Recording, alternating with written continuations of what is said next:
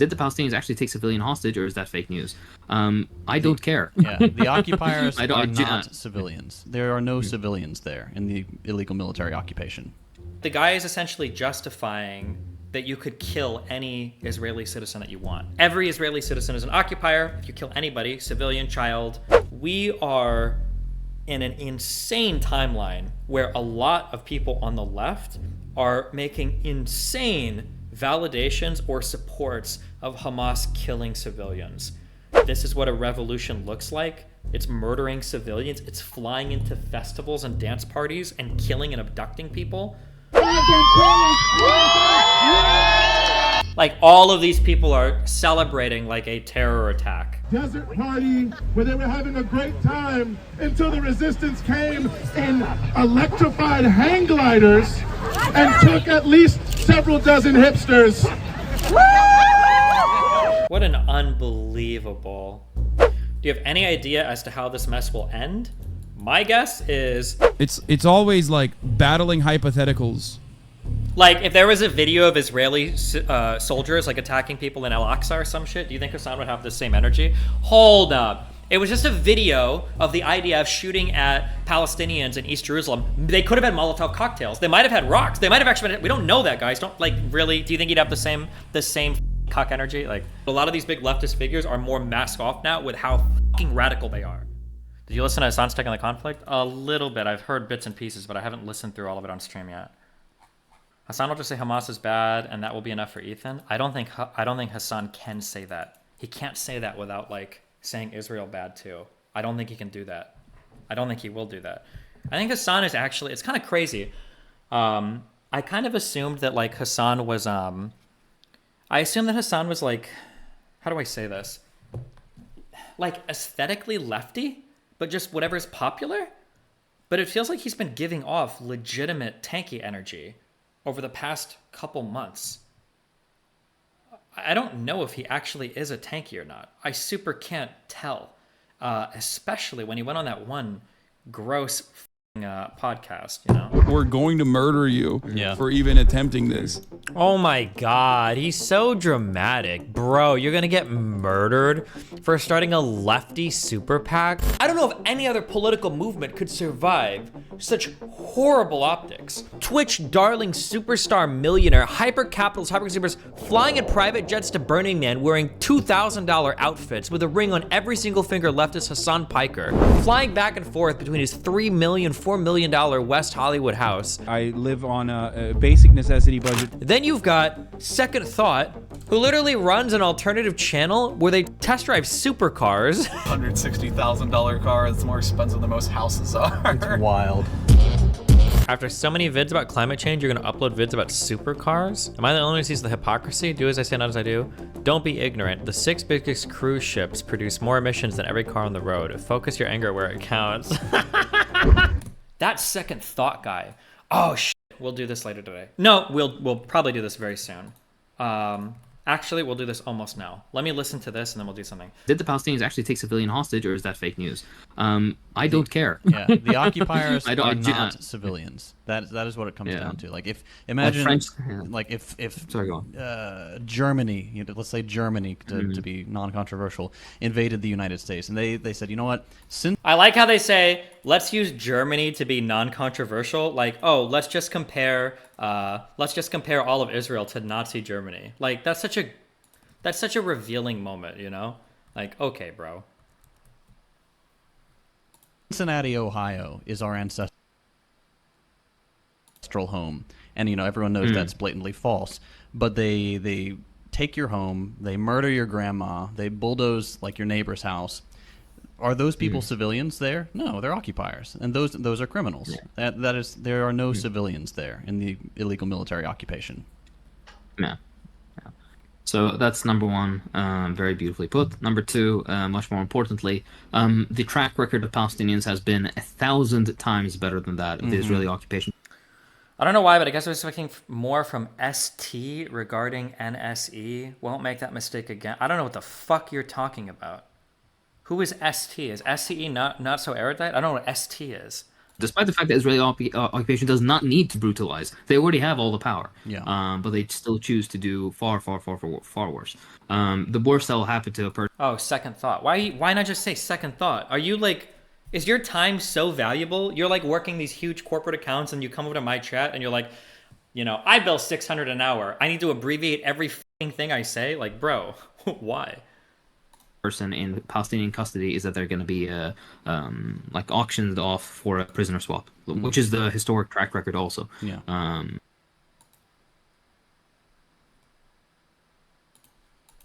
Jesus Christ. Just to be clear, like the guy is essentially justifying that you could kill any Israeli citizen that you want, right? That's what that justification is. That every Israeli citizen is an occupier. If you kill anybody, civilian, child, you know, man, woman, whatever the fuck, that you're good, any age, you're good to kill all of them. Like, that's insane. Did you see people virtue signaling they'd be okay with the Native Americans killing them? Yeah, Jesus. Here's a couple things I want to talk about, okay? First, I want to talk about my sub, all right? I know this is hard to do. All right? But you have to always, okay? Now you guys are going to have some of the burden that I have, okay? You're about to share some of the burden that I have in my life that you fuckers always tell me about, okay? You have to be measured and precise with who you hate after events like this, okay? It is not acceptable to feel like we should level the Gaza Strip, nuke all of Palestine, kill Palestinians everywhere, kill everybody in the West Bank, okay? There is a reality, not a reality, I'm sorry. The reality we live in is that the conditions in Gaza are really bad, okay? Israel does have a blockade. Now, something I want to read about more today is, I'm not entirely sure why Egypt has a blockade as well, because, whoa, shit. Because Egypt shares that border on the southwest with Gaza as well. I don't know 100% why, but I'm sure there's good reason, and I'm sure it's the Jews' fault somehow. But, hold on. Yeah, you have to limit your hatred towards the people that are committing the crimes, you know? So, hating Hamas is totally fine, okay? Hating Hamas is 100% okay. And even hating, probably not justifying the murder of, but hating the Palestinians that support Hamas is also probably fine. Okay? That's A-okay.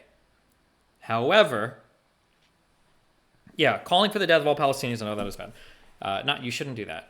Israel has subjected people in the Gaza Strip and in the West Bank too to really harsh conditions. Okay? That's true as well. But yeah, this you can't just run to one side and then paint everything black and white just because these big events happen. You just can't do that. It's bad. I don't like it when people in my subreddit do it. I understand the emotional response, okay? That's totally fair. But you can't, you just can't let people... Every country has a blockade because of Black September. You can't let people push you to extremes. You're telling us to your sub, but are you telling your sub mods? Yeah, Forethought should be aware of this too, because Forethought got a little bit unhinged as well. Black September, also known as the Jordanian Civil War, was an armed conflict between Jordan, led by King Hussein, and the Palestine Liberation Organization, led by Chairman Yasser Arafat. The main phase of the fighting took place between the 16th and 27th of September 1970, though certain aspects of the conflict continued until the 17th of July 1971. During the 67 Six-Day War, Israel military occupied what had been the Jordanian annexed West Bank. Following this development, the Palestinian Fedayeen relocated to Jordan and stepped up their attacks on Israel and the newly Israel-occupied territories. Tensions began when an Israeli reprisal operation took place in Jordan in 1968, developing into a full-scale battle of Karameh. I would be clicking all these and showing you the locations because you should know on a map. My laptop is too laggy to do this, so... Drawing in both new recruits and financial aid, the PLO's strength in Jordan grew rapidly, and by the beginning of the 1970s, groups within the PLO had begun calling for the overthrow of Jordan's Hashemite monarchy. Acting as a state within a state, the Fedayeen openly disregarded Jordanian laws and regulations. On 2 occasions, they attempted to assassinate Hussein, leading to violent confrontations with the Jordanian armed forces. Oof. The PLO, yeah, Jesus, okay. The PLO is the, those were the Palestinians in the West Bank too, right? People like to think there are two sides where there are at least four parties or more in this problem, namely Hamas and the Israeli government, who are most to blame, and then the Palestinians and Israeli citizens who aren't to blame. Yeah, it's probably more than that, too. In 1948, they also killed the Jordanian king. Oh, Jesus, well. PLO equals old school Fatah in West Bank. Yeah, I think so, yeah. What were the argument for the nukes that were dropped on Japan? And is there any similarity here when we talk about civilian casualties? Not really, no. Japan was its own independent nation with clear borders that was in a armed war, military conflict with the United States that was like a clear nation with its own borders, or a nation with its own border. Like, it's not really comparable. Two nations going to war with each other, I think, is quite a bit different than whatever the clusterfuck situation that exists in Palestine/Israel is now. They also killed an Egyptian president who made peace with Israel. Okay. About 300 Israelis dead in same time by Palestinians. Right now, I'm pretty sure the death toll for Israelis, I think, is 700 plus. If anybody has other sources on that, or if it's different by now. 900 announced this morning. Don't have a source on hand yet. Palestinian at 350. Damn. This is basically like... this is like fucking... It's not basically like, it really is. It's like 9/11 for Israel. Holy shit. On the TV here in Israel, it's 900 minimum. So anyway, on my subreddit, yeah, don't do that, okay? We are better than that. We are better than that. We're built differently, okay? We are DGGers. Just because people do shit in a government doesn't mean that we're going to come out here and be like, oh yeah, we need to nuke Palestine. We need to flatten Gaza. We need to destroy everything, blah, blah, blah. Don't be like that, okay? Just fucking lie. Mr. Banal, I spent all weekend in Obsidian channeling my autism into a visualized rough draft of the entire Palestine-Israel history into a timeline. Would you be interested in having us post in the sub, my dude? That was Zaz, $10. Yeah. Here's something that we're probably going to spend a decent amount of time on over the next couple days. This is something that is very, very, very, very, very scary to me, okay? So, six or 7 years ago, people on the right, or the alt-right, really, back then, were saying that people on the left were going to be just as radicalized as Nazis, or that they were, basically. Most people said that it was ridiculous. I agree that it was ridiculous. And then maybe 4 years ago, I started saying people on the left are becoming about as radicalized as Nazis and shit. It's probably not good. They're okay with lying. It seems like in select instances they condemn violence against certain people they probably shouldn't be, et cetera, et cetera. That's not good. Over the past few days, I think that we've moved like past the stochastic terrorism part of the left.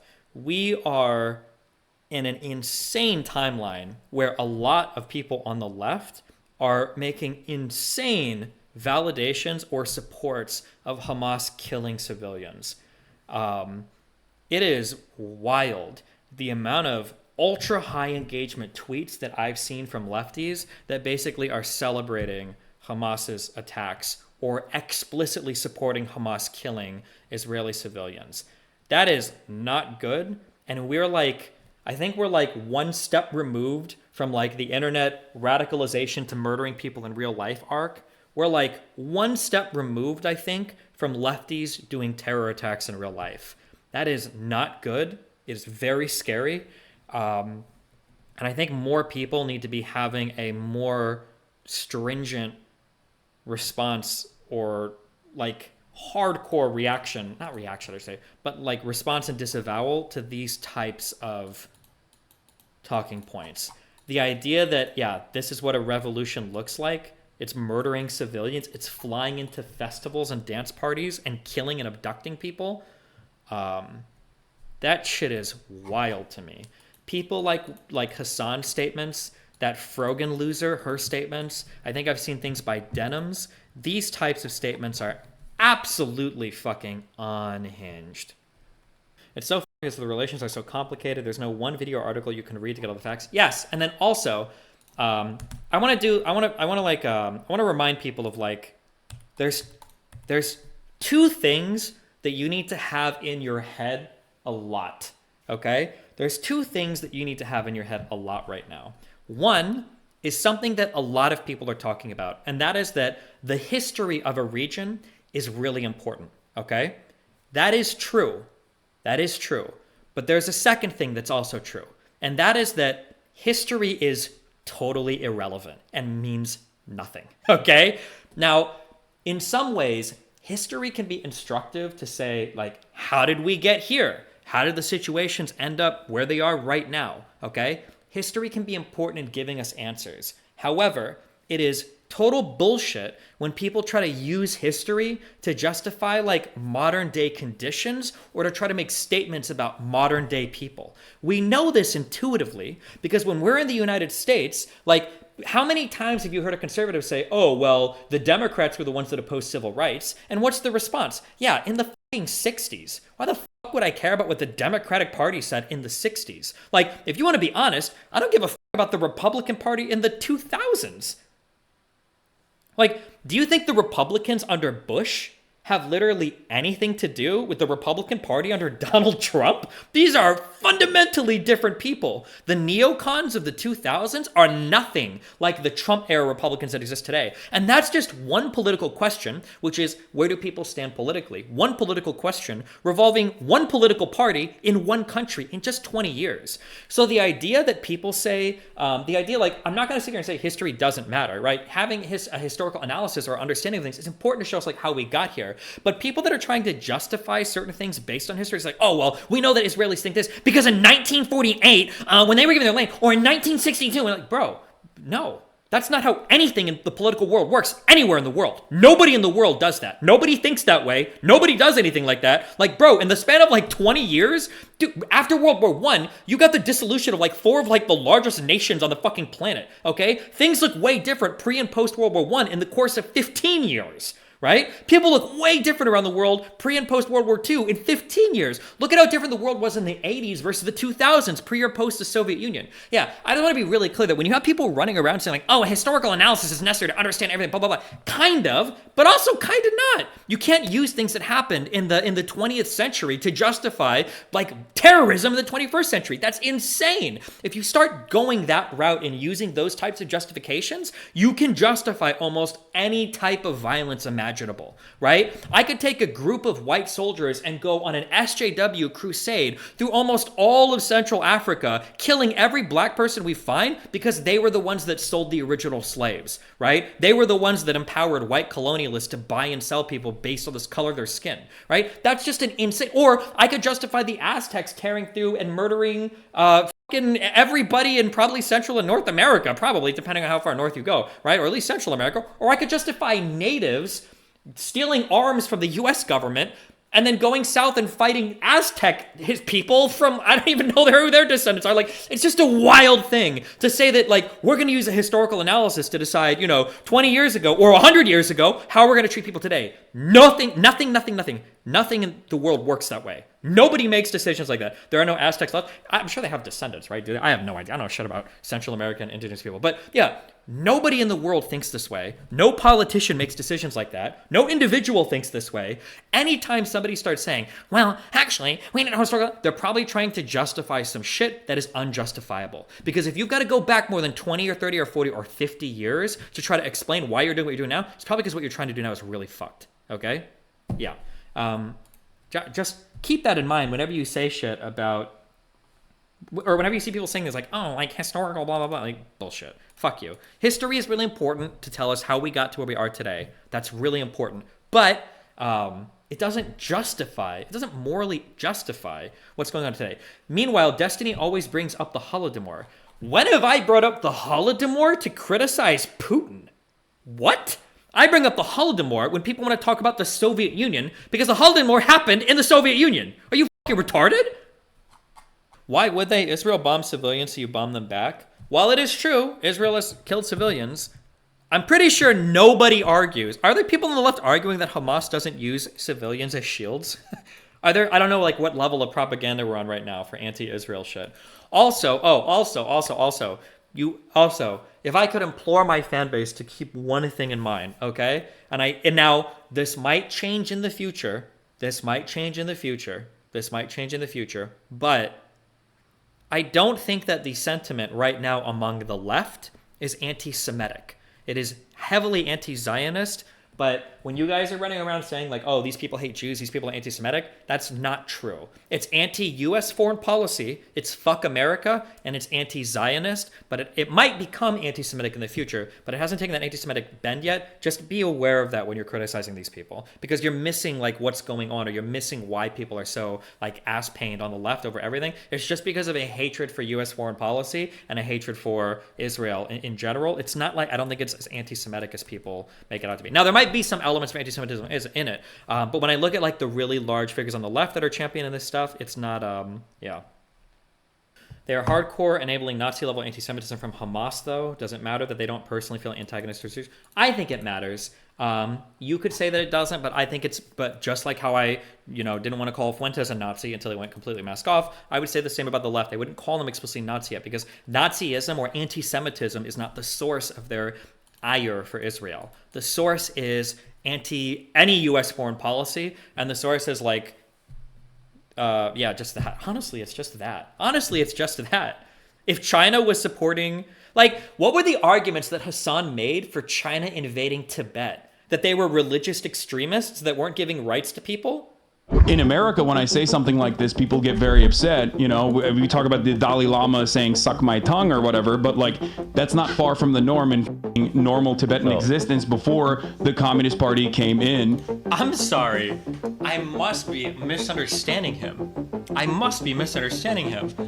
Is he saying that China's invasion or conquering of land is justified as long as they're savages? Is that what he's saying? That as long as they're savages, that it's okay to colonize them? Yes, I do think that is good. No, China did them a favor. I think that, yes, I will be on the record just like America did it. That while the China... Oh, no, Ethan! What is the state of, like, LGBT rights in Gaza? What is the state of LGBT rights in Palestine? I truly have no idea. Maybe they're actually super pro-LGBT. I don't know. Are they? Are there lots of happy gay people in the Gaza Strip? Are there trans people in Palestine? I don't know. There might be, and I could be totally wrong on that, but... Very pro. The LGBT are so happy they're jumping from roofs. It's a mixture of that and unironic SJW identity politics? Maybe. Somebody did me an ask, for Palestine, can you tell me why there are so many Middle Eastern countries and nobody really wants to help them? That's an interesting question. Sometimes, now I could be wrong, but sometimes it feels like countries are only invested in helping Palestine insofar as they can use them to kill Israelis, but they don't really give much a fuck about the actual Palestinian people. Now, is that 100% true for all Middle Eastern countries? Probably not. But would they give a fuck about the Palestinian people if it wasn't directly in the service of killing Jewish people or Israeli citizens? I don't know. Far left is anti-Semitic under the guise of anti-Zionism, but far right is openly anti-Semitic. Don't be naive. There are aspects of it, but I'm just saying, just be careful to understand. You have to understand the people you're fighting with, right? On top of that, conflating anti-Semitism with anti-Zionism dulls our sensitivity to authentic anti-Semitism. Sure, yeah. Is the current situation similar to Israel/Palestine situation? Maybe. Assad literally bombed Syrian Palestinians and Tankies were cheering that? I don't know anything about that. Historically, that might be true. Oh, when they were fighting with Palestinians in Syria? Maybe. I don't know 100%, but... Is there a block on Gaza from the Egypt front? Yes. I don't know why. I want to read a little bit about that today. More about that today.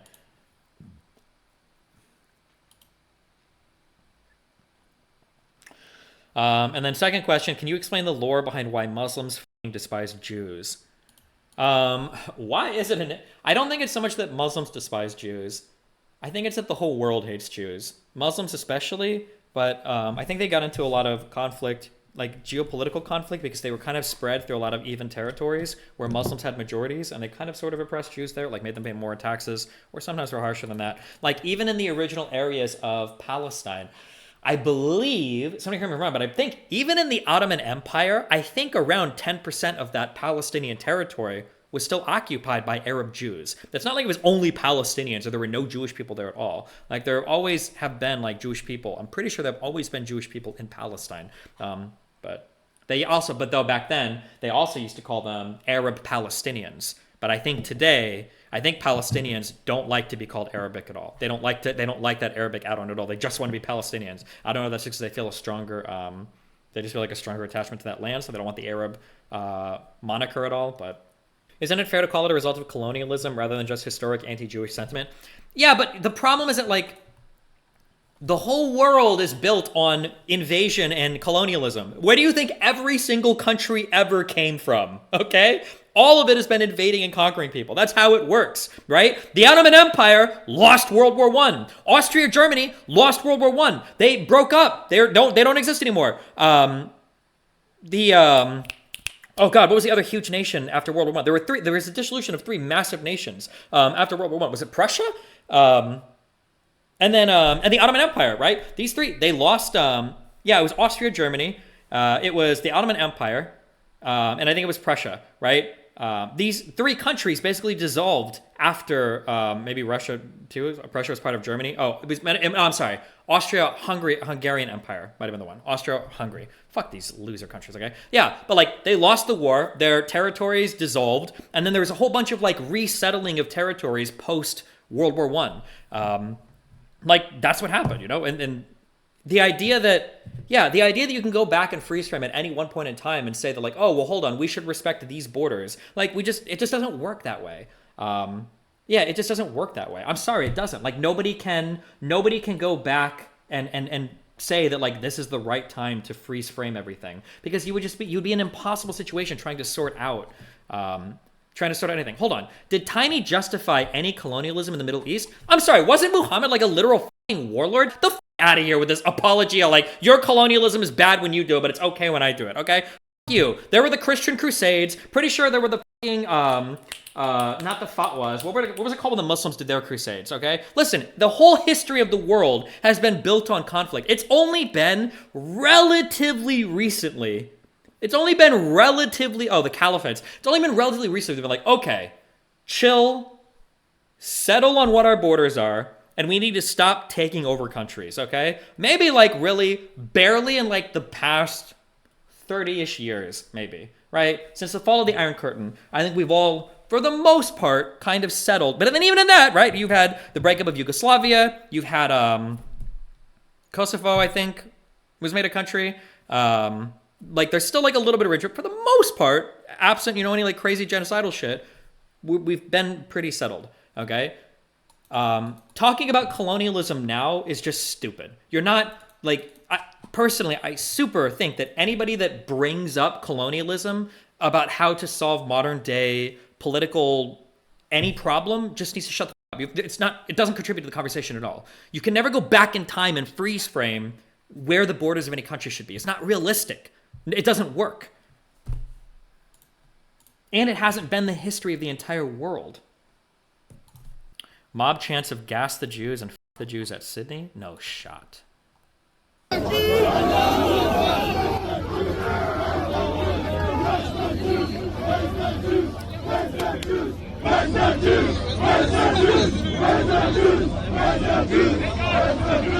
Hold on, Destiny, you were very unaware of international law then and the international community's consensus on the borders of Israel-Palestine?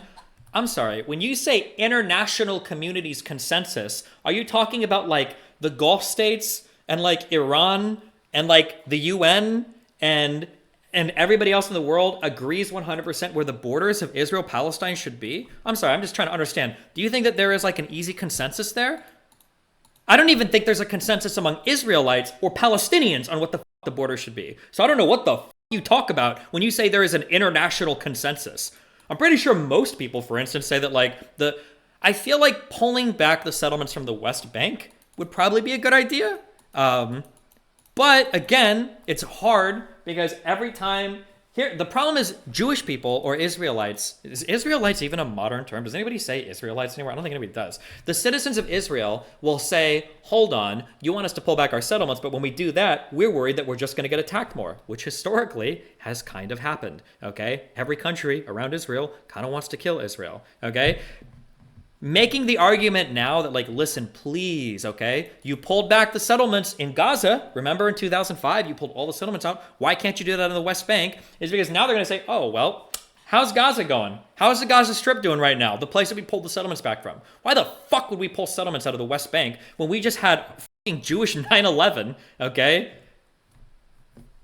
not saying that it's right or wrong, but like these are the justifications of, or not justifications. These are going to be like the motivations of how the people feel in the area at the time, right? If you were looking for any consensus among the Israeli citizens for pulling settlements back and shit, that shit is off the table for at least a year, right? That'd be my guess, right? How the fuck are they going to feel comfortable pulling back from any of these territories after this attack? That'd be my guess. I could be wrong, but.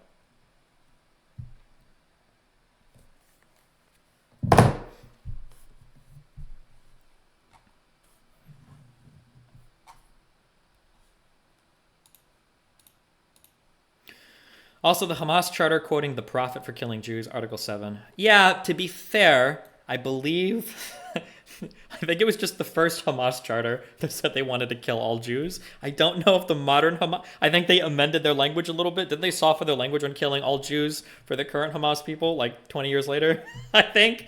Did they? But yeah, Hamas is pretty yikes. It's pretty easy. It is like if you walk up to a person like, do you think you should be able to fuck 7-year-olds? That's like a really easy question to be like, no, I don't think you should fuck 7-year-olds. It's like, okay, cool. I'm glad we got that really easy question out of the way. It's a pretty easy geopolitics question. Like, do you support Hamas killing Israeli citizens? It's easy to be like, no, I don't support that in any way, size, shape, or form. I don't think it's good for Hamas to be killing Jewish citizens or to feel like they want to kill all Jews. That's such an easy question. The fact that so many people on the left are struggling with this right now is like, bro.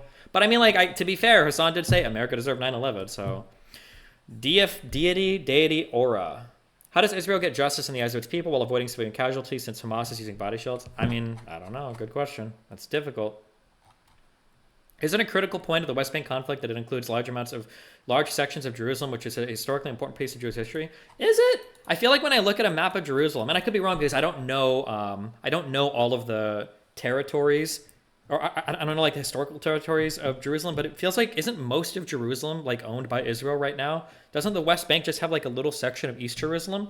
You can tell me if I'm wrong. I've only looked at maps, so maybe there's like more important historical parts that I'm unaware of. But it feels like Israel has control of the vast majority of Jerusalem, and there's like this little section carved out near Al-Aqsa, and like that wall temple or temple wall or mount, whatever the fuck it's called in the east, that the Palestinians have control of. Durimian Murdy, I'm not even trying to pronounce his name. Do you think colonialism not matter for any contemporary issues, i.e. why certain problems persist in colonized countries, or does it just not matter for borders? If not, what do you think is more relevant? I don't think it's relevant anywhere. Like, for instance, let's say it was the case that people in Gaza and the West Bank, let's say that there were no settlers in the West Bank, and let's say that there was no blockade on Gaza, and the people there were living like happy, healthy lives, right? Would anybody be talking about colonialism? I don't think so. The issue with the people in Gaza and the issue with people in the West Bank are not ones of colonialistic history. It's modern day treatment of Palestinians. It's what's happening to the people that live there right now. The problem are the settlements in the West Bank right now. The problem are IDF soldiers killing Palestinians and killing Palestinian civilians right now. The problem is the blockade, the control of all of like the food, water, and electricity into the Gaza Strip by Israel right now. That's like the issues that need to be focused on. I feel like when people want to yank your chain and go back to like the borders in the 60s or Oslo Accords or the Camp David Summit or any of these other things, like that's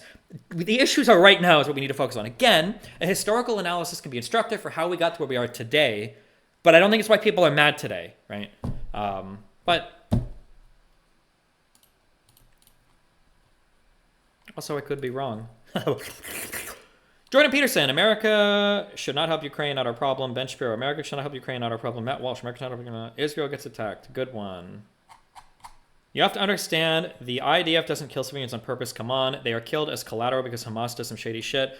That is a cope bullshit talking point for every single time. There have absolutely been times what was it? In response to the abduction and killing of 3 Israeli citizens, there was a 16-year-old Palestinian boy. This is like one off the top of my head. There have absolutely been times where now I'm not saying that the IDF just indiscriminately sprays and murders Palestinians, but there have absolutely been times where the IDF or people in Israel have murdered Palestinian civilians because of some kidnapping, because of some bullshit, because of some shit. It has absolutely happened. So you can't wipe all of that away and say, oh no, Israel never does shit. They do. But obviously you can't keep justifying like terror attack, right? Yeah. But I feel like, I could be wrong on this. I need to do more reading on like deaths of Palestinians on both sides. But I feel like it's not at the same type of level, the same way that Hamas does it as well, though, right? But also, I mean, Israel has like infinite military tech to kind of like hold the attackers at bay, so it's a lot different from both sides as well, right? A good example of that is the Irish problem, which has a ton of historical issues and context, but once an agreement was reached, that was acceptable to current people, the violence largely ended. Yeah, the Good Thursday agreement. In general, it's harder to find videos of atrocities committed by Western soldiers. My guess is this is due to a culture of shame. An American soldier would face both legal and... Yeah, I feel like I don't want to be like a dick here, but also this is like the hard thing, okay? And I feel like this is where possibly a lot of the hate could come from. Generally, my feeling is and I could be wrong, feel free to link me otherwise, when Jewish or when IDF soldiers do some shit, people are embarrassed, ashamed, they hide it. People know they're doing shit, okay? When they're abducting or killing Palestinians, they know they're on some shit. That feels a lot different than Hamas dragging bodies in trucks back to cities where everybody is clapping and cheering. That feels way different. It's going to have a way different effect, a way different impact on people watching those videos. If Jewish people... Destiny knows nothing about Irish history. True, and you're perm banned, so now I'm never going to know anything about Irish history. Goodbye. Yeah. The feeling that people are going to have watching those videos is going to be way different. Like, for instance, if it was the case that Jewish soldiers were abducting people and there were, like, villages, like people in fucking Jerusalem or people in Tel Aviv were all, like, clapping and cheering with some dead Palestinian boy in the back of a truck, people would feel the type of way about that as well, you know?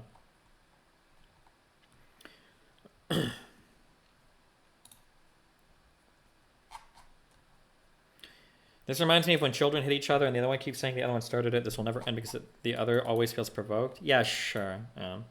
Have you seen the Israeli execution videos uploaded by Hamas? Have they actually started uploading those? They said they were going to start broadcasting them, but I don't know what the goal is there. Devil's Advocate 1999. Do you think Ukrainians aren't talking about colonialism in the occupied territories like the Donbass, Crimea, and what have you? I agree it's much less common. People getting kicked out of their home. I mean, it's not like colonialism. No, I don't believe. Are Ukrainians saying that? I don't know if the Ukrainians are. I'd call the Ukrainians retarded. That's a fucking active invasion. That's not colonialism. That's an invasion from one country to another. Like...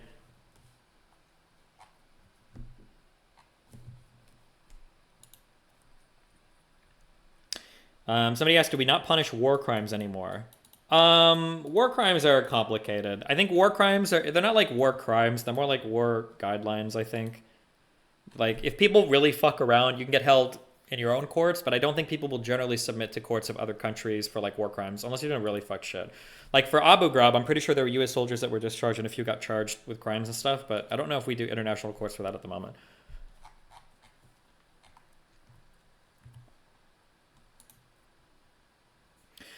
At Destiny, what has happened historically has generally been continuing the whole way. Israel has not stopped committing atrocities. It's just important to have the historical context, see that a larger pattern that is occurring and not individual acts committed by bad apples. Sure, but you also have to keep in mind the external support that comes for terrorist attacks against Jewish people as well, right?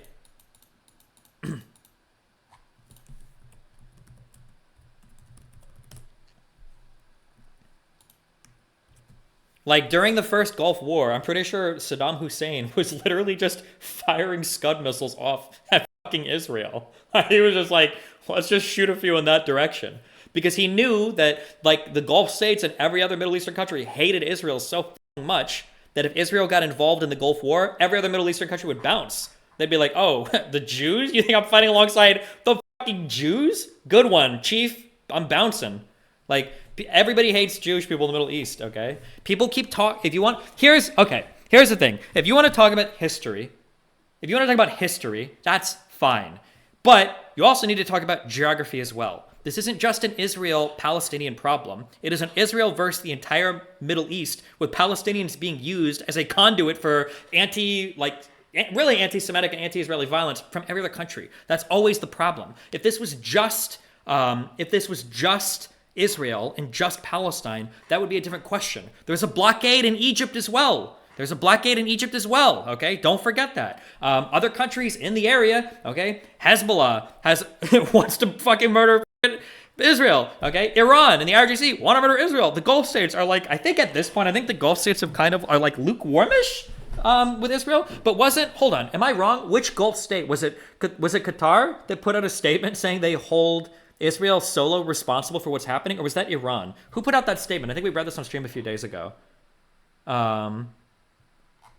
Was it Qatar? It might have been Qatar. Yeah, they put out a statement like Israel is the only one responsible for all of these people. It's like, bro, really? Jesus.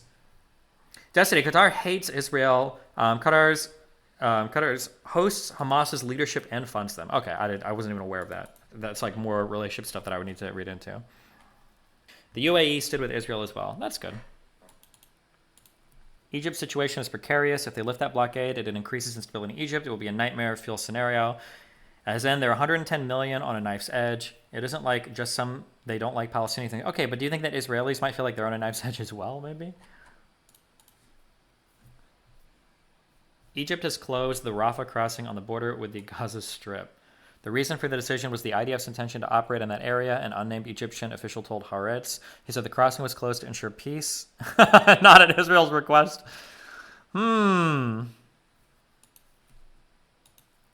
we get a take on Mia Khalifa's tweet about the violence? What did she tweet? I saw that she got like dumped from, was it Brazzers or OnlyFans, or who cut their relations with her? 40 babies massacred in Israel. From @Kremlin Trolls. Different houses.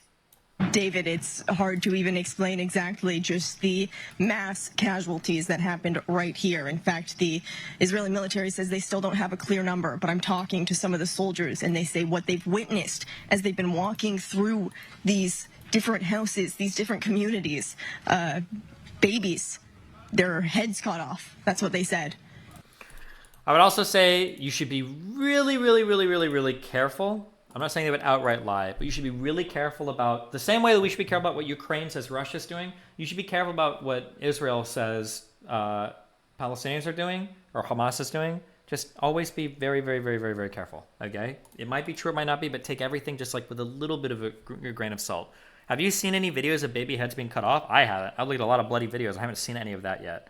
Not to say that the only way we can believe that is to see the videos, but just be aware of that. Like having some sort of like US, memory saver, freeze up memory from inactive tabs. Yeah, turn that shit on. Thank you. Have you seen anything from the H3 video yesterday? Not yet.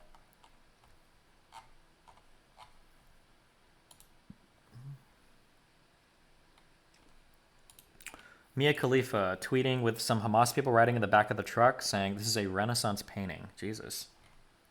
Have you seen statements by the squad members? I think I read one by Ilhan Omar, and I thought it was reasonable, like way more reasonable than I thought it would be. Somebody can tell me if I'm wrong. But they seemed like they all had, they were pretty reasonable tweets. Let me finish listening to this, I guess. Gunned down, families completely gunned down in their beds. You can see some of these soldiers right now comforting each other. Many of them reserves who jumped into action, leaving their own family. Holy shit, Mia Khalifa. Can someone please tell the freedom fighters in Palestine to flip their phones and film horizontal? Jesus Christ.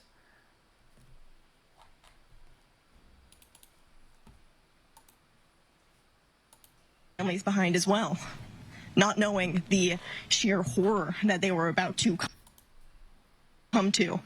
They say they've never experienced anything like this. This is nothing that anyone could have even imagined when you're walking through here.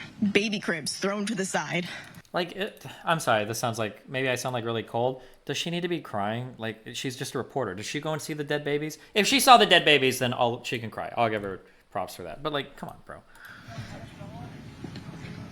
Doors thrown wide open. Still some Israeli bodies still here because the fighting in this community just ended just recently. So many of these troops are still going house to house, door to door. It's taken them sometimes 30 minutes, 40 minutes because many of these houses are also still have grenades. Actually, you know what? Maybe that's unfair for me to say because I'm pretty sure Americans talking about 9/11 right after or as it was happening would probably be pretty emotional as well. So actually, you know what? Maybe I'm being harsh.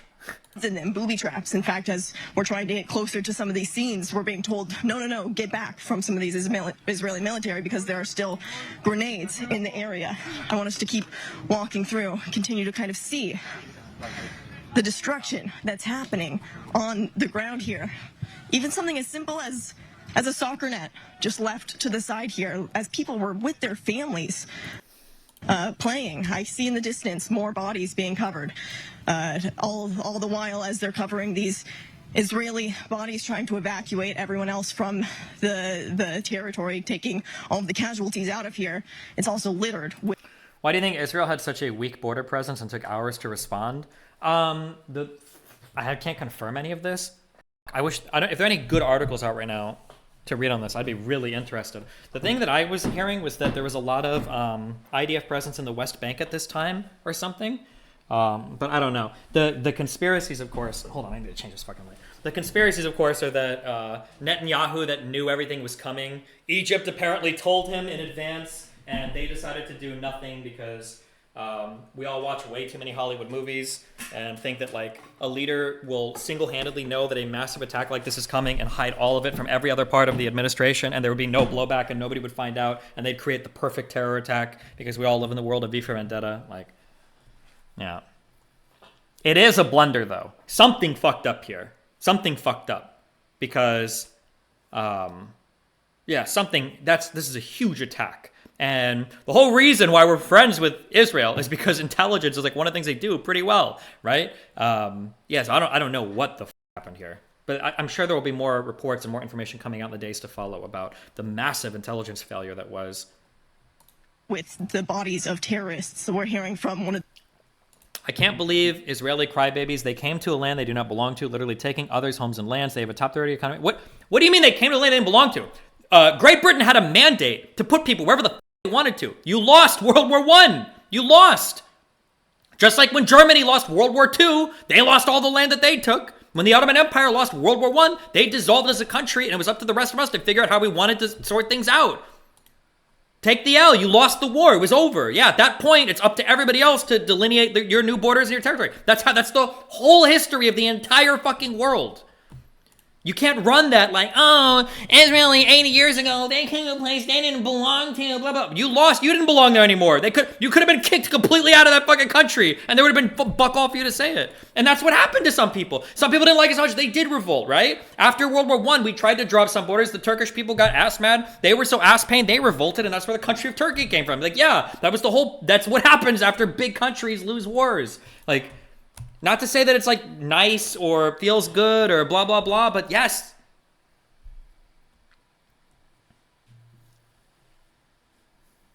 Like, yeah, dude, have you ever heard of a little place called Greece? Greece today is known for people that take naps during the day, people that eat boring Mediterranean food, and people that snuck into the EU by cooking the books because of how their economy was, okay? I don't even know how many people, I don't even know how many modern Americans know that Greece is like the same like Greek. It's like the Roman Greek, like the same thing. They were, okay? How the people of Greece were like, bro, where's my shit? Like, you want to talk about inheriting a legacy and then being born into like a where the fuck am I place? Like, come on, dude. Sorry, okay. But I'm just saying, nobody thinks like this. You have to stop. Nobody thinks like this. Where did these people come from 80 years ago, 100 years ago, 1,000 years ago? Nobody thinks like this. The lead commanders here, it was anywhere from maybe 70 armed terrorists who made their way here from the Gaza border fence, which is less than a quarter of a mile away. And as I said, the atrocities that they committed, violence with... Shapiro talks about how Hamas infiltrated the border fences. What the Daily Wire doesn't do on-the-ground reporting. Why the fuck would I trust anything they say about any of that? I would just read whatever sources he's reading. Guns, with grenades, with knives, targeting these innocent civilians inside their homes. So for the soldiers here, it's a very, very difficult scene for them as well. As I said, leaving their families behind, but they say they will continue to be here, continue to kill every terrorist who is in the area. You can hear we're very, very close to the Gaza Strip, so we continue to hear artillery firing overhead. Ben Shapiro said a cyber attack disabled the sensors on the border fences. Melina told me that she read that somewhere, so that might be true. It wouldn't surprise me if Iran was involved somehow, but, you know, who knows? As well, even as we were giving this tour, we were told to get on the ground and take cover because you're so close to the strip right now, you don't even get the red alert. You actually hear the boom before you're even told to get to the ground. So this is the reality, and this is what all of these soldiers, you can see, none of them expecting this, but all of them being here, ready for the fight nonetheless, and proud to fight for their country is what I'm hearing as well. And so that's why they want to show the press, they want to show these very, very difficult images, David, but they want everyone out here because they want to see and show exactly what is happening here on the ground. Would you consider this type of reporting mostly just propaganda? I don't really see much worth in the reporting. She's not showing anything new or exclusive. Kind of, but you have to stop. Don't normatively load propaganda as being bad. Everybody does propaganda to some extent, and you probably should do propaganda to some extent. You want to get your citizens and the part of the world like hyped to support your cause and everything. Propaganda is only bad if it's like false or lying, right? If they're showing things that aren't actually happening, that would be bad. Goga, are these real names? Goga Beniashvili. Jews laterally got their name from the land of Judea, and Palestine means invaders in Hebrew. Also, no letter P in Arabic. Okay. The Egyptian junta ousted their previous government, Islamic Brotherhood. They were an ally of Hamas. Reason why Egypt isn't fond of the Gazan Authority now. Okay, those are donos from YouTube. Thoughts on this? It's the girl that got kidnapped from her husband on the bike. Oh, that Syrian girl. Oh, God. I used to DM with her and shit because she had a lot of information around, like, the Tate stuff. And she is, like, completely unhinged on this issue. Holy shit. She said, the female illegal settler who was taken prisoner on a motorbike is seen perfectly fine drinking water in Gaza. You people claiming she was going to be raped. I hope you realize how sick in the head you are. It's Israelis that rape, kidnap Palestinian women, not the other way around. If it comes out that she's like part of a filmed execution or something, this girl's going to look really bad. Unlike Palestinians, every Israeli woman has served in the IDF. Is that true? Are you required by law to do IDF military service in Israel?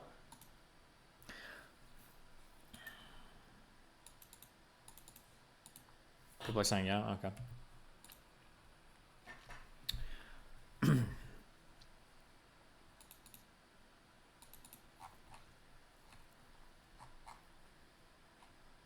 So the Ottomans lost the war, and Britain basically divided up the territory, including giving Israel this land. I mean, the territory was already divided up. Like the Ottoman Empire had kind of like these rough lines drawn around where like all these different types of people lived.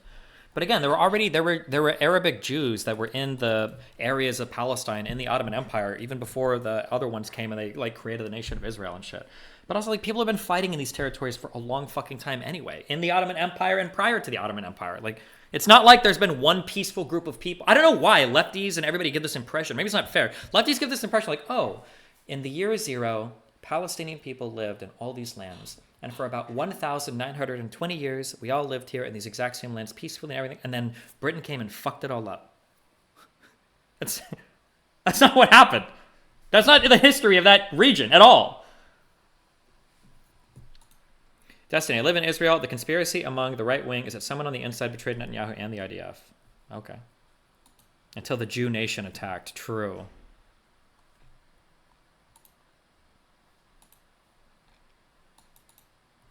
If you look at the data, the aggression looks very one-sided. Israel has done more than 20 times the damage to Palestine than the other way around. Yeah, true, but that's because Israel has been very aggressive at like defending itself, right? But like, here's the problem, right? Here's the problem with the numbers. Let's say that you find Hamas is shooting rockets into Israel. They fire 200 rockets. 180 of them are intercepted. 20 of them land in the ground, okay? Then let's say Israel says, well, we're going to counterbomb you guys. And Hamas is like, cool, we're in a hospital. Good luck. And Israel's like, we don't need luck. And then they bomb the hospital. And now like 100 civilians die. When you have conflict after conflict after conflict after conflict like this pop up, yeah, the death toll gets really high on one side because of Israeli technical superiority and because of Hamas's pretty undeniable use or undeniable willingness to kind of use civilian shields. I don't think anybody realistically denies that, right? And I'm not saying that it's good to kill civilians, and I'm not saying that like, and there have been times where Israel's probably overstepped or killed people in areas where they probably shouldn't have, but like, yeah, it's going to be one-sided. Why is Destiny going back and forth on his take on history? When it's convenient, it's relevant. When a chatter uses history to make a point, it's no longer relevant.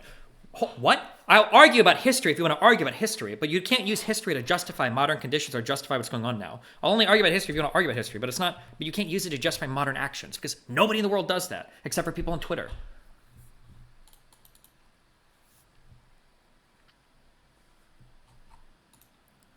What did Cory Bush say?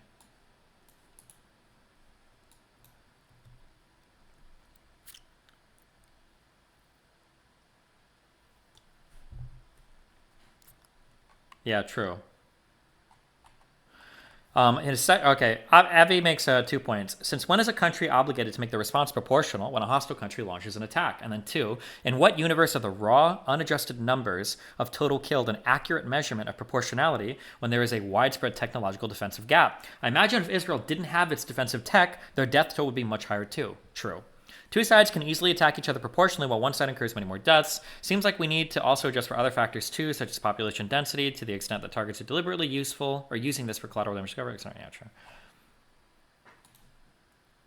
Daniel C, $20. Destiny, is there reports are true the Iranian government funded, planned, and ultimately signed off on the 10/7 terrorist attack? Should they be held responsible? Should the U.S. intervene with military action?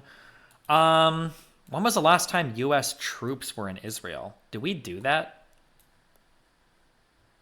Oh God, I just like maximized this.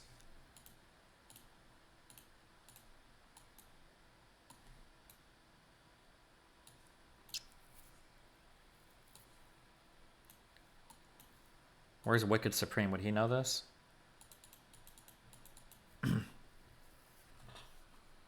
I could be wrong, but I don't think in general the United States does. I don't think we have that role in Israel. I don't know if we have before. I'm not sure. I just don't have the knowledge of that. I thought I read a headline that Germany and Austria might be suspending aid. Oh, now so Austria suspended aid. Germany is reviewing aid for all of Palestinians. I think after that one girl got kidnapped. Maybe it wasn't just in response to her. Maybe it was a response to the whole Hamas thing. But I've read that a lot of Germans are really mad about that. Yeah, the Hamas strategy here is, I don't understand what the strategy is. Keep in mind that people say this thing, Ryan Dawson especially say this. Oh, Assad? Do you think he would really gas his own citizens? That would be so dumb. Obviously the whole world's going to be against him. Well, I don't know why Hamas is murdering people at parties. I don't know why. People are saying the Israeli death toll has risen to more than 1,000 in Hamas attacks. In less than 3 hours after the Hamas attacks, Iranian hardliners were celebrating with serving cookies in the streets. Banners were already up. I think the strategy is just to derail peace talks. Okay. The strategy is going all in. They fear they will rapidly lose support if more normalization treaties are signed.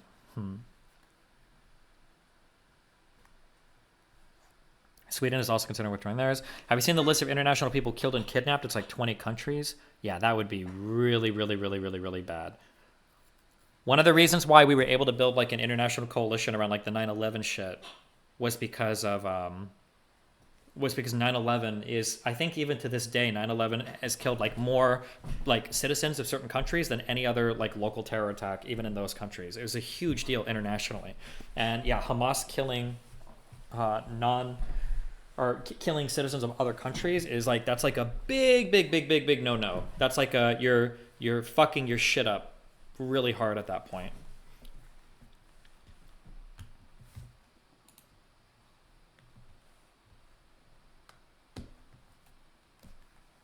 Do you think that the Gaza invasion and Afghanistan earthquake is a coincidence? I have no idea. To be more clear, if Iran were partially responsible, would it be morally justified for Israel and the U.S. to attack Iran? I don't think we'll attack Iran. I don't actually know why. It seems like we just want to sanction them into the dirt. But maybe somebody with more knowledge there. I don't think we would ever do. When was the last time we had like troops on the ground fighting Iran? Destiny, they chopped the head off Thai people working there. Bangkok confirmed 12 Thais dead already. We are just trolling them. Yemen's Houthi group says that if the U.S. intervenes in Gaza, they will respond by firing drones and missiles into Israel. Will Yemen be shooting missiles over Saudi Arabia and everybody else to get the... That seems wild, but... Maybe they do. I don't know what Yemeni military capabilities are. All I know is that I can't go there because I'm an analyst.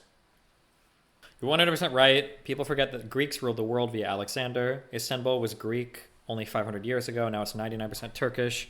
Also Ottoman Empire shit. Sure.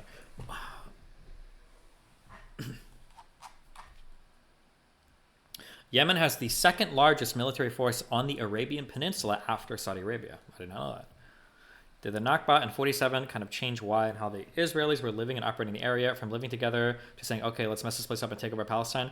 Was that when the Israeli people there were attacked by some local Palestinians? I don't have a record of every single. All I know is that basically ever since like Israel was like formed or mandated there post World War II, I'm pretty sure that like both sides have been fighting consistently. Palestinians trying to kill new Jewish people coming in, Jewish people fighting against other people in the area, but there's like constantly been like conflict and shit in that region. But Hassan has said exactly word for word.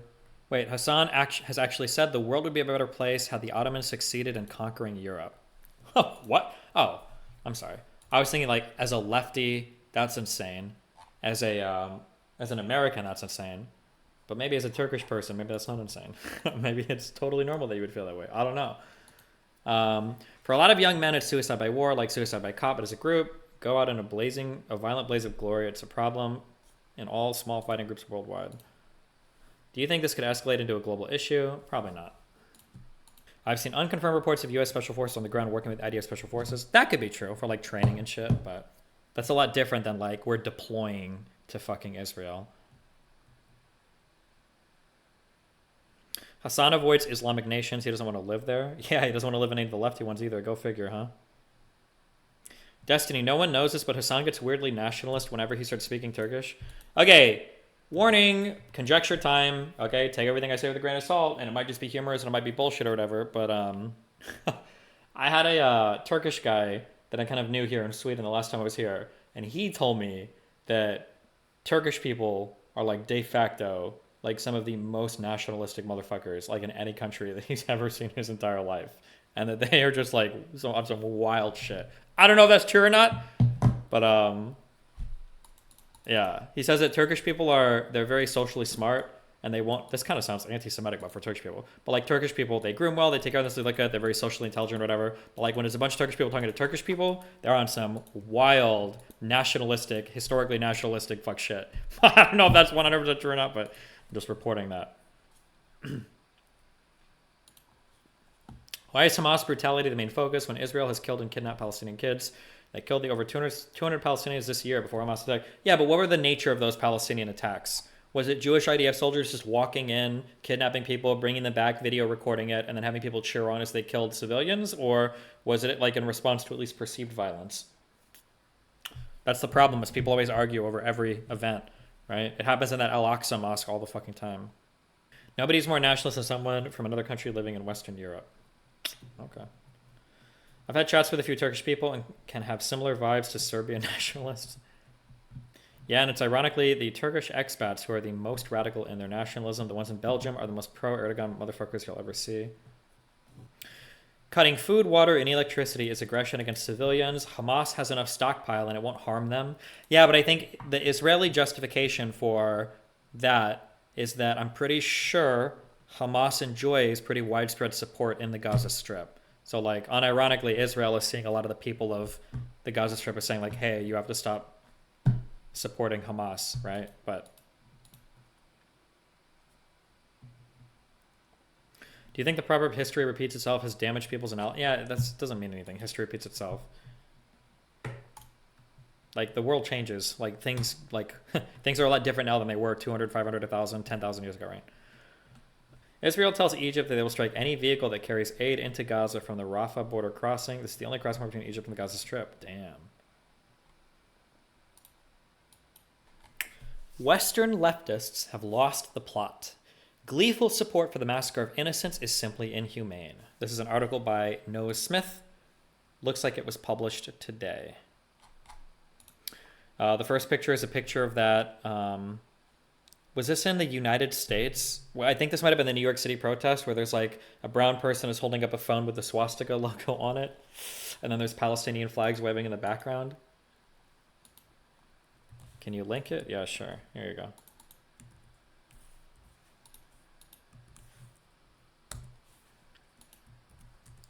So the way they killed or kidnapped is more important than the act itself. The Israelis kill more Palestinians. Perception is the main thing after all. Not the. You should leave. You're retarded. You're not even worth talking to. The way they kill is more important than the act itself. Yes, it is. You fucking retard. Of course, it's more important. Like, if you perceive that there's like a threat, or you have good reason to believe there are terrorists operating out of some building, and you bomb it and there's collateral damage, that's way different than abducting or deliberately killing civilians. Yes. Not to say that there haven't been times when the IDF might have deliberately killed civilians. That might be the case. But of course, the manner in which this happens is way more important than like the kill count, right? Yeah, of course. What a stupid fucking insinuation. Of course the manner is important. Why does the U.S. support the illegal settlements, or at least veto anti-Israel UN resolution over condemning it? I don't know. I mean, Israel always uses the excuse or the justification of security concerns when it comes to settlements. I don't know why the settlements are allowed to continue to expand in the West Bank. It seems stupid to me, but yeah. So Israel can bomb every building in Gaza and justify by saying there's a terrorist attack in every building. Yes. Yeah, true. Yes, that's exactly what I said. What a great contribution. Why would Israelis want to settle closer to the danger zone in the first place? Because it's new territory for them to have. They have a stronger claim to the West Bank if they can get more people living there for long periods of time. It's good for Israel, like, to have a stronger claim on the land. It's kind of like a slow invasion, basically. Would you debate any of the leftists justifying or celebrating these attacks? I would, but these leftists don't debate. I promise I'll get back to econ blogging soon, starting with Claudia Golden's Nobel Prize. But first, there's one more thing about the Israel-Hamas war that I have to get off my chest. The above image is from a rally by the New York City chapter of the Democratic Socialists of America in support of the Palestinian cause. The rally was on October 8th, one day after over 1,000 Hamas gunmen attacked Israel. It was one of many similar rallies by local DSA chapters around the country, as well as on various college campuses. The woman in the picture reportedly flashed the swastika at pro-Israel counter-protesters. In case you haven't... Is that a woman in the picture? I thought that was a guy. Okay, give me 5 minutes and I'll figure out how to get this on screen. 1 second. Destiny, do you think it's a fair point to one guy to represent an entire group? Would pointing at a Ukrainian holding Nazi symbolism be too far? Okay, remember what I said before. Okay, hold on. Remember what I said before. Please remember this, okay? This is such a better way to view these types of things online than how people traditionally view it. When you look at a thing online, the thing that's actually making people mad, they think it's the thing they see, but oftentimes it's not the thing they see. It's the response to the thing they see. That's what people are getting upset about, but they don't realize it. For instance, when we look at the Kenosha stuff, people are willing to say these people are Nazis, these people are white nationalists. People will say this if you have one person who was in one Facebook group that shared one alt-right meme. And that's enough to write an entire group off as Nazis, okay? People were willing to do that. To write off entire groups of people because one or two people were willing to say that, that guy was in a Facebook group and they had a Nazi meme once, so this whole group of Nazis, right? That's the issue, okay? So the issue is when the DSA have actual people, okay? Hold on. When somebody's holding an actual fucking swastika up in your rally, okay? When people are holding actual fucking swastikas up in your rally, when you're having all sorts of people look at this, and you're not coming out with the strongest disavowal in the world, then you look like a fucking lunatic. Because when there's a congressperson or there's a staffer that's doing this in the background, people are trying to say the entire Republican Party is full of Nazis now. It's like, wait, what? But when you've got a person in your own rally holding up a fucking swastika and you're not saying shit about it, then people look at you like, the fuck, are you crazy? That's the issue, okay? So the problem isn't that one person is doing it. The problem is that, this is a group of people who said if there are 10 people at a table and one Nazi, there are 11 Nazis, okay? So if they want to apply that standard to people, then that means that they need to apply the same standard themselves, okay? The rally was on October 8th, one day after over 1,000 Hamas gunmen attacked Israel. It was one of many similar rallies by local DSA chapters around the country, as well as on various college campuses. The woman in the picture reportedly flashed the swastika at pro-Israel counter-protesters. In case you haven't read all about it, the Hamas gunmen attacked a music festival. Hold on. Destiny, you're right, but it's pretty difficult when they're pulling out a pic on their phone and not clearly swinging a flag around or something like that. Okay, Azek, Has the DSA put out a statement on a person waving around a Nazi flag on their phone? If they have, then link me the tweet. And then I'd say, okay, well, maybe it's not fair then to hold them accountable for this. In case you haven't read all about it, the Hamas gunmen attacked a music festival, killing at least 260 festival attendees and taking scores of others hostage. The gunmen then proceeded to attack surrounding Israeli towns, massacring random civilians indiscriminately. The total body count of the Hamas attack is estimated up to 1,000 Israelis so far, though the number might rise as more bodies are discovered. Videos have shown Hamas massacring some of the hostages it took. There are also numerous reports of rape and other abuses by the Hamas fighters. 11 Americans were among the victims, as well as citizens of various other countries who had attended or worked at the festival. When it says 11 Americans, are these American Israeli citizens, or are they dual citizens or just U.S. citizens? I'm curious. 11 U.S. citizens have died in the conflict in Israel, President Joe Biden said Monday, and an unknown number remain missing. Jesus. Why are you making this about dumbfuck DSA? Why is the DSA and leftist retardation shaping your view on the issue Palestine is facing? It's not shaping my view. The problem is that it's highly problematic when a whole bunch of white people living in Europe and especially America are coming out as being pro-Hamas. Like, these people should be bullied off the fucking internet. That is insane. That is unreal. And the problem, the frustrating thing, is institutional. Organizational, because if I were to go on Twitter or YouTube and I were to celebrate the Christchurch shootings in New Zealand as fighting against Muslim invaders, people would, I would get banned off of every platform. It would be over. I would be banned. I'd be perma-banned off of everything, right?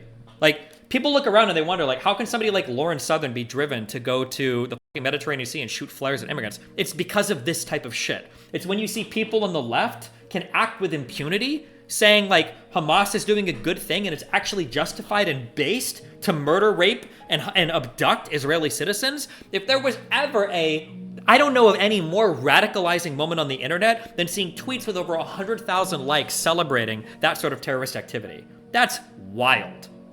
So yeah, it is important to talk about it. Just like how, for the longest of times, people on the left wanted to talk about every single fucking time they saw somebody make an okay sign on their fucking pants. People had their lives ruined over stupid shit like that.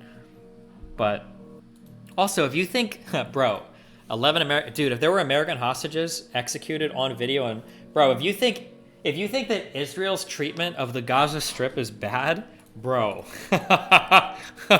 like,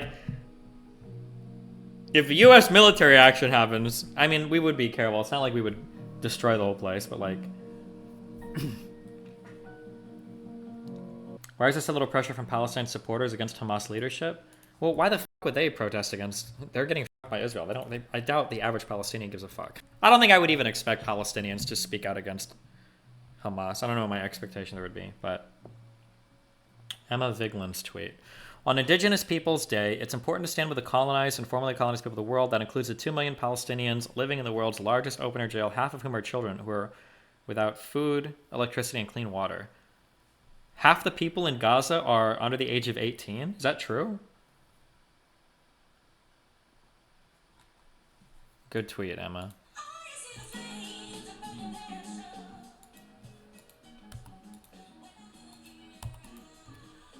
How are they all so young? That's insane.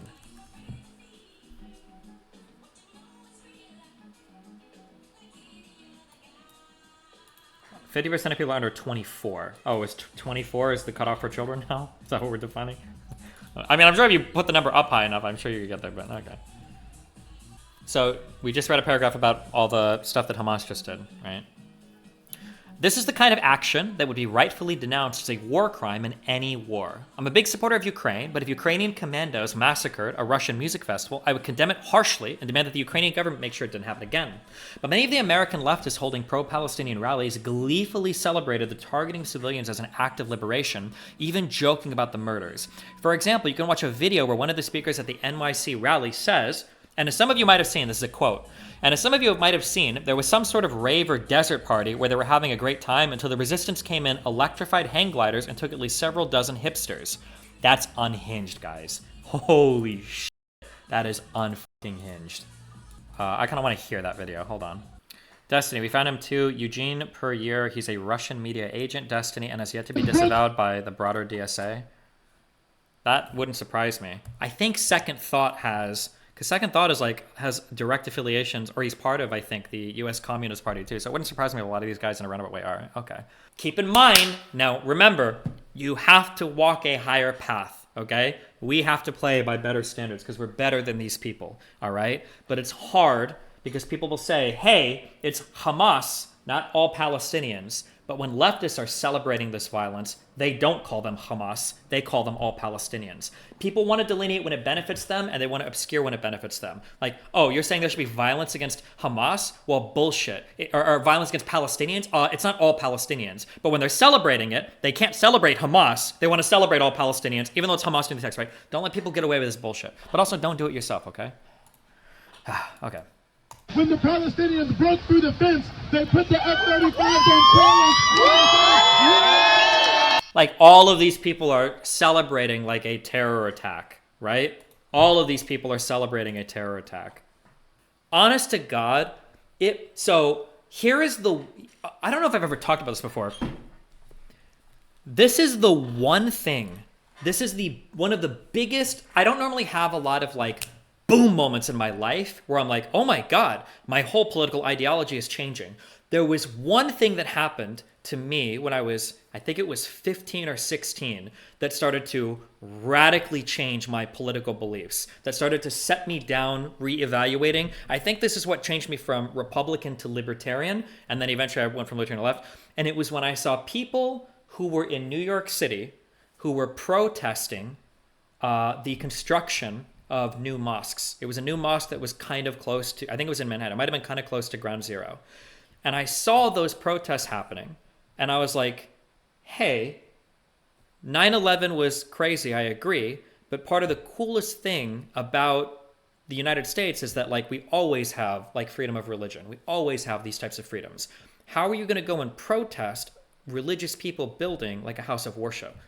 That was like a, and I don't know if you call it a radicalization or anti-radicalization. I guess it depends on your perspective. That was a moment for me where I was like, bro, this is not cool. That was one of the big things that turned me off. And I had written articles for my school newspaper, like supporting, Bush and supporting the war in Iraq. I was a hardcore Republican, but that was a huge wake-up moment for me. I was like, what the fuck? If I was a conservative today, I don't know how I feel about this. Like, if 9/11 happened today with Twitter, I wonder if I would be radicalized seeing Twitter's response into being a lifelong conservative. I wonder if that moment would be so strong for me that it would be like 5 years of radicalization. Could you imagine if 9/11 happened today and people like Hassan, like as firefighters are going into the building, are saying to like, well, this is what happens when America does this, or like cheering as the planes go into the building? Because he would. Don't make any mistake about that. That Hassan would have a stream celebrating and cheering between Towers 1 and 2 getting hit by airplanes. He absolutely would. He would do it. Or any of these other leftist dipshits on Twitter, right? Or as the first tower falls, right, Emma would be tweeting out, today we need to remember about all of the atrocities committed in the Middle East by the United States, right? That would absolutely happen. I don't know what impact that would have on my mind if I existed in that time period and I was watching that happen on Twitter. I think I might I don't even know. You've grown up with a brain, so you wouldn't go full retard. I mean, I was a kid back then. That's what I'm saying. If this happened when I was a kid, if Twitter would have existed during 9/11, I don't know where I'd be right now. Well, I can't say my friend's name, but he said his biggest fear is that ISIS or some terrorist group like that would get a hold of a dirty bomb and explode it over a major city within the United States and kill tens of millions of people. Because then the blowback against innocent Muslims would be absolutely terrible. Yeah, that's horrific. That's true. Okay, let's do some jokes.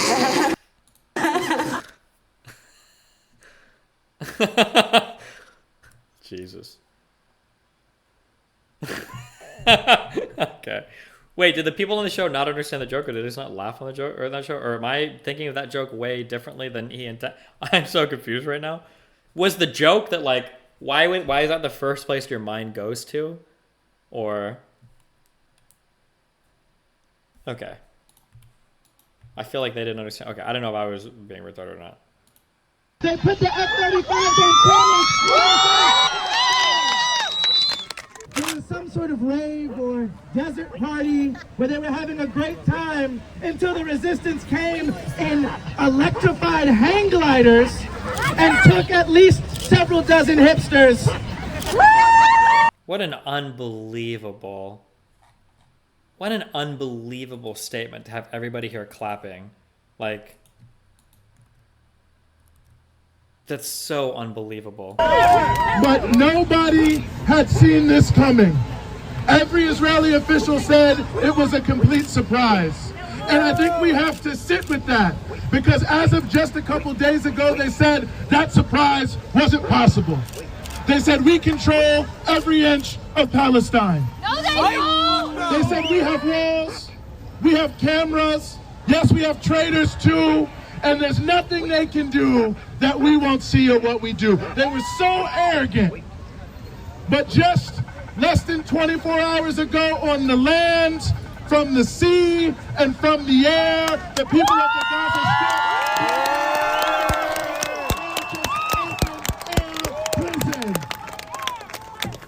our people from Gaza, our young people are riding their bikes through these settlements where they were told they could never go because of apartheid. Our farmers, the farmers of Gaza, you know they say that they can't even have tractors. They say that's terrorist equipment.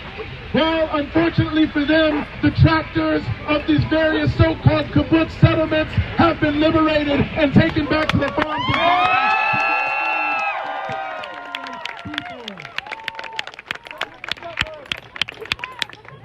I think now I'd like to bring here from the Palestinian youth movement that helped us take the initiative to be here on the streets today. We'd like to welcome them to give some words.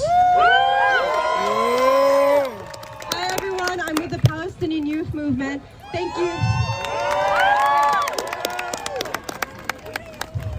Long live. Do you think most of the protesters at a protest like this believe Hamas are just all Palestinians, or just this dude spreading misinformation? Unironically, this all stems from, I think largely, a lot of it is just America bad, and America interest bad, and capitalism bad. And here's like a prediction that I would make, okay? And this is it's slight, I'll say like 10 to 25%, which is bigger than I want to be. It wouldn't surprise me. I feel like within the next year or two, I feel like we're going to start to see like lefty violence in the United States. I feel like it can happen. I feel like we're close to that point, because like we've already got like the big, like even like the milk toast figures like Hassan are basically in leagues with people justifying violence against every Israeli citizen. It wouldn't surprise if we started to see like violent lefty shit happening in the next like year or two, like in the United States, like that, an uptick on that. I guess you could argue like BLM kind of was to some extent, but like Jesus. Palestine. Thank you all for being here, for raising your voices to celebrate the glorious victory of the resistance. And to honor our martyrs, and for marching to show those here in the heart of the empire that they will never defeat our struggle. They have failed to break the unity of our people, and they have failed to dampen the revolutionary spirit of our people who grow stronger every day. The only thing I wish I could do, isn't Hamas literally like is it a Sunni Islamist group? I wish that, yes, these people finally have taken over the entire region. Like, can we start getting some trans flags up on these buildings now? And it's like, bro, the only trans flags is gonna be one over your fucking casket, bitch. Die. I wasn't calling her a bitch in general, but I'm like, I don't know, bro. Although to be fair, the more hardcore leftists don't give a fuck about like the trans shit, because they eschew the id pulse stuff and they only care about like class struggle. But there is a lot of like overlap between these groups as well, so it gets weird. But a Palestinian woman says that the Hamas terror attacks in Israel are inspiring, beautiful, and a success. She says this at a street rally in Brighton, from the safety and comfort of the United Kingdom. I don't know how to pronounce this. For me, yesterday was a victory. As a Palestinian, yesterday was a victory. for freedom fighters in residence to break out of a 15-year blockade so successfully under the inhumane genocide from Israel was so beautiful and inspiring to see. It shows us that it shows us as Palestinians, and it shows the world as us from Palestinians, that we will always fight and we will always... I also, dude, I hate immigrants. I like all of them, like all the white ones and the blah, blah, blah. Here's what I hate about immigrants, okay? No offense to immigrants, okay? But I hate it when immigrants are living in a country their entire lives and they still have this ultra strong identification with the place they come from, and they speak like they have like some shit to say about it. Like, bro, like when people in the United States are like, oh yeah, like I'm Palestinian. It's like, you're not Palestinian, motherfucker. You're from fucking Los Angeles and you've lived here your entire fucking life, okay? You're American. Shut the fuck up with this crying for the... When was the last time you were in the Middle East? Have you even been on a plane before in your life? Get the fuck out of here, right? Now, maybe that particular lady does have stronger ties to this place, but like, if you've never set foot in Palestine before, and you sure as fuck aren't going back there if people like this take over, then shut up. You're British, okay? You're British. Or you're American, okay? The fuck out of here, right? If you came from those places, or you know what? If you've at least visited once in the past 5 years, I'll give you credit. Or once in the past 10 years, I'll give you credit, okay? Once in the past 10 years, I'll give you credit. But other than that, fuck out of here, all right? Have you ever been oppressed in a blockade before? My parents would ban me from internet access past 7 p.m. sometimes, okay? 7 p.m. sometimes. Do you know what suffering is like? Resist, and we need to celebrate these acts of resistance, because this is a success. Revolutionary violence initiated by Palestinians is not terrorism. It is self-defense, and it is encouraging the liberation of Palestinian people who have been under illegal occupation for 75 years. Why doesn't Hamas attack Egypt for their blockade? Now, this is a total fucking guess, and I could be totally fucking wrong, okay? So this is all on intuition. My guess would be is that if Hamas attacked Egypt, Egypt would fucking destroy Gaza. They would be like, huh, I'm sorry, do you think we're some Western cucks? Excuse me? That'd be my guess. I could be totally fucking wrong. I could be totally wrong, but that would be a guess. I don't know. Somebody can email me or tell me if I'm incorrect on that. But also, I think Egypt has like a whole bunch of their own shit going on too. But also, so does I'm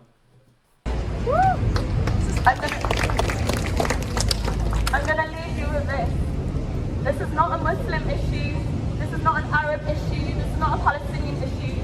This is a human rights issue. Yeah. Oh, British. Here. Get the fuck out of here. What year is it? Okay, sorry. I just wanted to see the videos of this. Hamas split off from the Muslim Brotherhood, which originated in Egypt, and Egypt has huge problems with those guys. Gotcha. Do you have any idea as to how this mess will end? My guess is Israel is going to attack the Gaza Strip. There's probably going to be a fair amount of damage and deaths. And in 3 weeks, maybe, or 2 weeks, all of us are going to forget about this and move on to the next thing. Because that's how it goes. Did you see that Slicker wished the death on a soldier who died a few days later? Hopefully the bullet bounces back to your fucking forehead, you dumb, stupid Israeli army shithead. Fuck you, motherfuckers. I knew it. Hopefully... Wait, is that true? Did this guy actually die a few days later? Isn't Slicker another one? Like, wait, has Slicker ever been to the Middle East in his life? Does anybody know? People are saying he has been to Iraq. Ugh, okay. Bro, Melina's dad works in Iraq, okay? Like, whatever. But hey, like, at least he's been there, I guess. Is he even Palestinian? Well, so, okay. So I said before, I would not attribute to a lot of leftists online. So people like Hassan, people like Second Thought, I would not attribute to them their anti-Israeli takes on anti-Semitism. I think they come from a different area, namely anti-Americanism, or maybe mainly anti-American foreign policy. I would not apply that same logic to Muslims or descendants of Muslims or Arabs or descendants of Arabs. A lot of that is motivated by anti-Semitism. So for Slicker, it wouldn't surprise me if he just doesn't like Jewish people in general. That would be my assumption based on the things I've heard him say and the way that he acts and then his background. That'd be my assumption. Might not be right, but that would be my assumption. Landon Tapscott. I'm not sure how anyone who doesn't have any sort of pre-existing bias can look at the situation objectively and argue that Israel shouldn't have fully annexed the territory after the multiple wars. Well, what are they going to do if they annex the territory? At that stage, you're looking at some form of genocide, right? Because they're going to either have to deport every single... they either have to deport all the Palestinians there, have them live as second-class citizens in an apartheid state, or kill them all, right? So that's why they can't annex completely the territory. It's like, yeah. But Denham and Frogan... Bro, that Frogan girl is such a disgusting fucking piece of shit. Oh my god. Did she... I remember we watched a video of her crying about her winning the upcoming awards because Mizkif insulted her or asked why she was winning. Did I look at her stream history on stream? Does anybody know this? Did I look at it on stream or did I only like briefly cover that drama? Like, let's go. Let's go! Yeah! Palestinian revolution! Go be part of it! Good luck!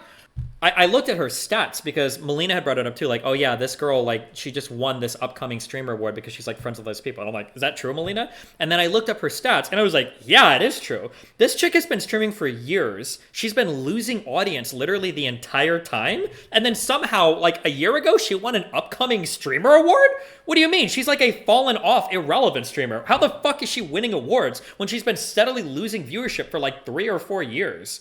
I have no idea how the fuck she won that. Like, yeah, I don't know. That was fucking wild to me.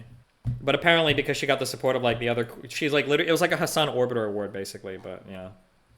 Destiny, isn't it fair to hate said group if said group unjustly persecuted your people for a long period of time? Yes. Okay. Which is why I'm saying we need to carve out room.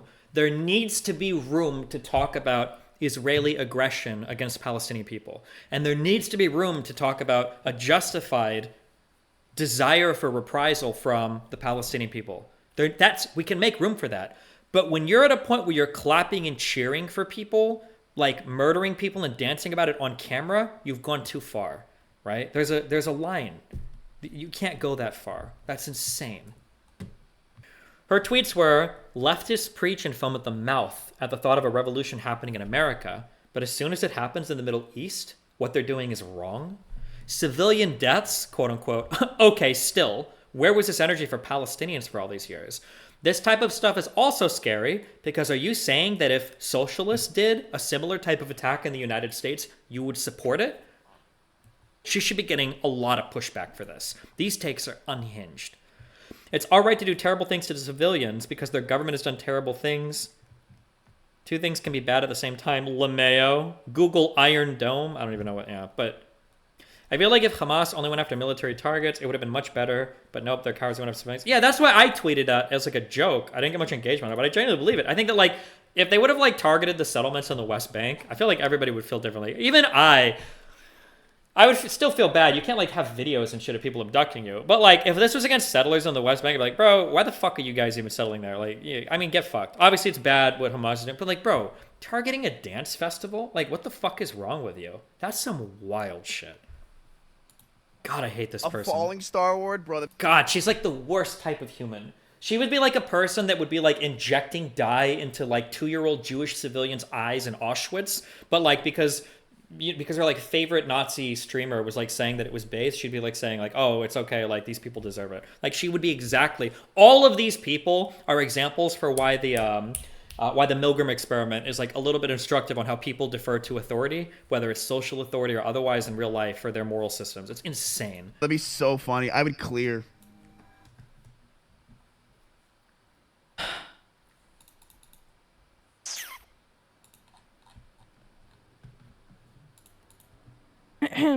Honestly, okay, it makes me really upset. I'm not gonna lie. I don't want to cry, but it really does make me really upset. The full screen alt.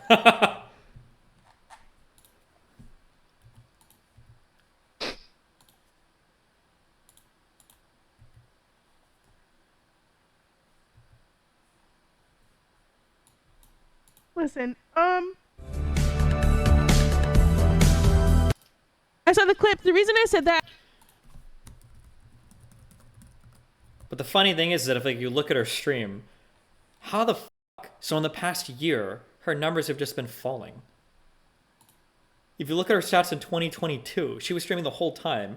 her stats were like about the same. It's hard to tell because there's like so many ups and downs, but it was like a little bit rising. But that was like, she had 461 average viewers at like 2020. Oh wait, is this 2023? Wait, I don't know what year I'm looking at. Oh no, this is 2022. Yeah, she had like about roughly the same viewers in like 2022. She was streaming through like all of like 2021. She kind of like, she started in 2021 from nothing. That was good. How did she get a rising star thing a year later when her viewership has just been like falling? She got nominated for the Rising Star Award 2 years in a row. Is that possible? What does a rising star mean? God, I hate this fucking person. And then she cried when somebody dared to question it. Fuck, I hate all these people so much. Bro, this is your rising star? Last online 7 hours ago? Oh shit, sorry, this is her. Yeah, but like, fuck this person. What does rising star mean? My understanding is a rising star would be, if I, now this is super whatever, but I would guesstimate it's somebody that started in the past like 1 to 12 months maybe, and they're like, maybe not even 12 months, for a year, would you be a rising star? Yeah, I think that's fair. Like 1 to 12 months and you've like made like a considerable gain in viewership. Not somebody with 300 concurrent viewers after 3 years of streaming. That's fucking wild, bro. Look at the Twitch aristocrats defending her. Yeah, because it's all the Hassan sucks in his orbit. I haven't even read the cherry tweets on this.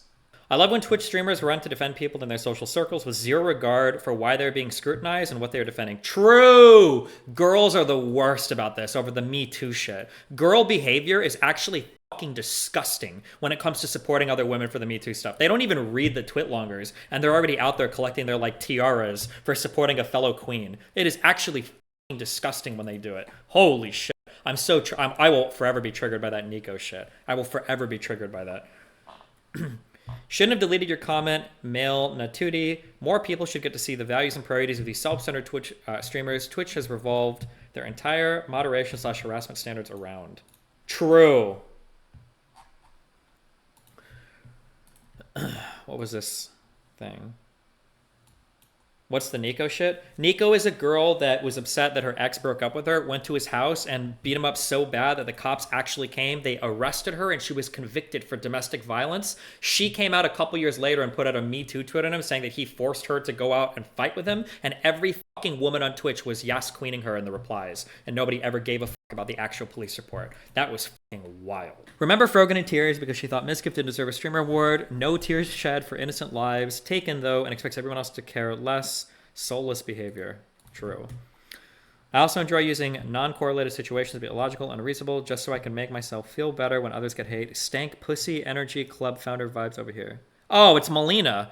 Oh, because Melina and those people, bro, the LSF crew, no offense, but they have like no social, no political values and no anything. They have no ethics at all. It's always about clout. But we've known this. I'm not even going to talk about them. Whatever.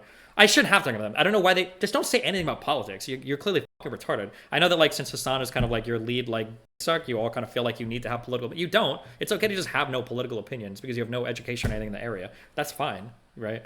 Hey, not much. A lot of crap's been happening lately, particularly in Israel. True. Yeah, I don't know what you think about some of this, but my opinion is Israel is kind of provoking some of these attacks, for sure, by the apartheid in Palestine. Like, obviously, yeah, a little I'm bit. not... Sure. I'm they not didn't come out of nowhere, yeah. Yeah, I'm not in support of Hamas at all, but Israel is provoking these attacks. And I think what's fucked up is the U.S. isn't demanding that Israel end the apartheid and all the policies related to, you know, basically keeping Palestinians imprisoned in Gaza and deliberately trying to reduce the Palestinian population in Israel to, like, I think it was below 10%. That was the quota. Before they send any kind of military aid. And honestly, they should just be sanctioned like we did in South Africa. Yeah, but I think the issue is that Israel feels like Hamas in the Gaza Strip wants to eliminate them. And they also feel like everybody else in the region wants to eliminate them. And I think today was probably like an even stronger statement that Israel probably feels even more justification that that is the case. Like, yeah. Well, that's the problem, right? Because the Israeli apartheid is what is encouraging these attacks, and then Israel uses these attacks to justify the apartheid. And it's like this fucked up, like, feedback loop. Yeah. I understand that. Why is there no, I'm curious, why is there no pressure on Egypt to chill on their part of the Gaza wall? Well, what is it? I don't know. Isn't that kind of an important question? Because I know a lot of people pressure Israel, who is like, now we see even more, has been like attacked by Hamas pretty regularly, even though they can deflect most of it with the Iron Dome. But like, yeah, I mentioned this in my stream earlier. There has to be talk that the conditions that Palestinians face are not good, especially in the Gaza Strip, and especially with settlers encroaching on Palestinian territory in the West Bank. Oh yeah. Yeah, so it definitely pushes people in that direction. But then like if Hamas would have been launching attack, even like stealth attacks on like Israeli military installations or shit like that, I think we would be having a much different conversation than if people in the West were cheering on. Well, Hamas is basically ISIS. They have a little bit more specific political motivations than ISIS, but they're basically ISIS. Yeah, I know. So it's like hard for jihadists? People. I think they're Sunni Islamists. I think Islam. Yeah, but yeah, they're very, very, very radical, and they enjoy widespread support in Gaza, which you can argue is because of Israeli treatment to Gaza. But it's hard. It's almost entirely due to Israeli treatment. Almost entirely. Almost. There all are of the other, like, do you religious think that like Iran and do you but- think Hezbollah and do you think these other countries in the Middle East, do you think that all of them don't like Israel because of how No. Israel treats Palestinians? Right. That's the issue. Well, I think no. Palestine is like a conduit for all of that other anti-Israeli sentiment in the Middle East. I think, like they use them to. So Iran and Hezbollah, they're much more religiously motivated, and I mean you can see that in their rhetoric. Whereas Hamas is more politically motivated, but they're all like jihadist Islamists. Yeah, so I think that's the challenge is like Israel just doesn't know if they free up more resources or free up more things in an area, is it going to come back to bite them in the ass like hardcore, right? Well, yeah, I mean with Hamas, like what's terrible too is I think there was some good like headway being made against the Israeli apartheid. And now Hamas doing this attack really fucked all of that up. Because now Israel's not only super justified to keep the Gaza Strip under control, and just have a full-on attack in Gaza, but now they're getting like just insane amounts of international support. And now the discussion isn't really about whether or not it's okay for Israel to do these things and whether or not we should work towards ending the apartheid. Yeah. Now it's, okay, we got to send military aid. And now, like, a lot of innocent Palestinians are going to get killed. Like, we're already seeing that. Yeah. Yeah, I just don't know. It's fucked, but... It's really fucked. It's a really, really fucked situation. But, I think the right way forward in the long term is probably to end the control in Gaza. Basically, get rid of that open-walled prison. You might get some Hamas extremists to, like, it might be a little bit harder to control them. But I mean, this is the scare. This is the scare. It was the case. Am I wrong, or did Hezbollah launch some rockets yesterday into? They did. Yeah. They did? Okay. Yeah.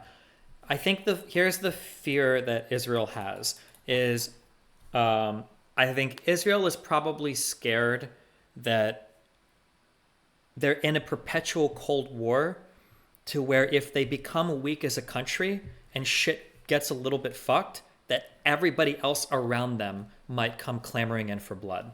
That like, so you saw Hezbollah launch those rockets. Like, so here's like, Sure. this is a future that Israel could be worried about. Let's say that Israel says, okay, you know what? We pulled back the settlements in 2005. We are going to give Gaza everything. We're going to end the blockade. We're going to let them manage their own electricity. We're going to do everything. Let's say they do that. Let's say that Gaza launches an attack like this, but it's 5 times more successful. And as Israel starts to falter, people like Lebanon and Jordan and Egypt, and then other countries further east, are now looking at Israel like, there's some weakness here.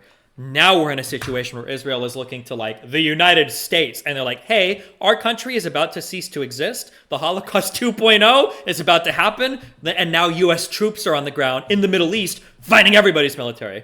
I think that's the scary part that could happen. And I know that that's a shitty, and it sucks because I'm basically saying like, oh yeah, the open air prison status of Gaza is justified because of a potential future for Israel, but Hamas's stated goal is the eradication of Israel. Iran wants to eradicate all of Israel. Every other country in the world, whether it's the 6-Day War or other, there's like 8 countries that have over the past 80 years have wanted to try to eliminate Israel. So like, yeah, it's a really, it's a rough, go ahead. I just think the only way forward is for Israel to basically make peace and have goodwill with Palestine. And like the only way I can see that is to get rid of the restrictions in Gaza, get rid of those directives to keep the Palestinian population under 10% in Israel, get rid of those illegal fucking settlements, or at least don't make any more. And like, do you think the people that will largely solve a lot of the problems with Hamas? Do you think that is the case? Do you think that Hamas would just go away though? No, do you think that they would feel emboldened or empowered by the concessions that they've gotten, and they would want to push further? No, I think what would happen is they would lose a lot of support, at least in the next few years, from Palestinians. Hamas wouldn't go away. Like, again, I would consider them basically like ISIS. It's just that they have more specific political motivations. But I don't think that would embolden them any further. And I think they'd lose a lot of support from Palestinians because, like, again, that's largely what a lot of Palestinians are kind of rooting for them for, not the Islamist jihad kind of ideas they have. Okay, yeah, I don't know. I don't know what would happen, but, yeah. All right, yeah, as far as Hezbollah, though, that's a different story. Okay, I'm trying to read an article. Anything else? Sure. No, not really. Take care, man.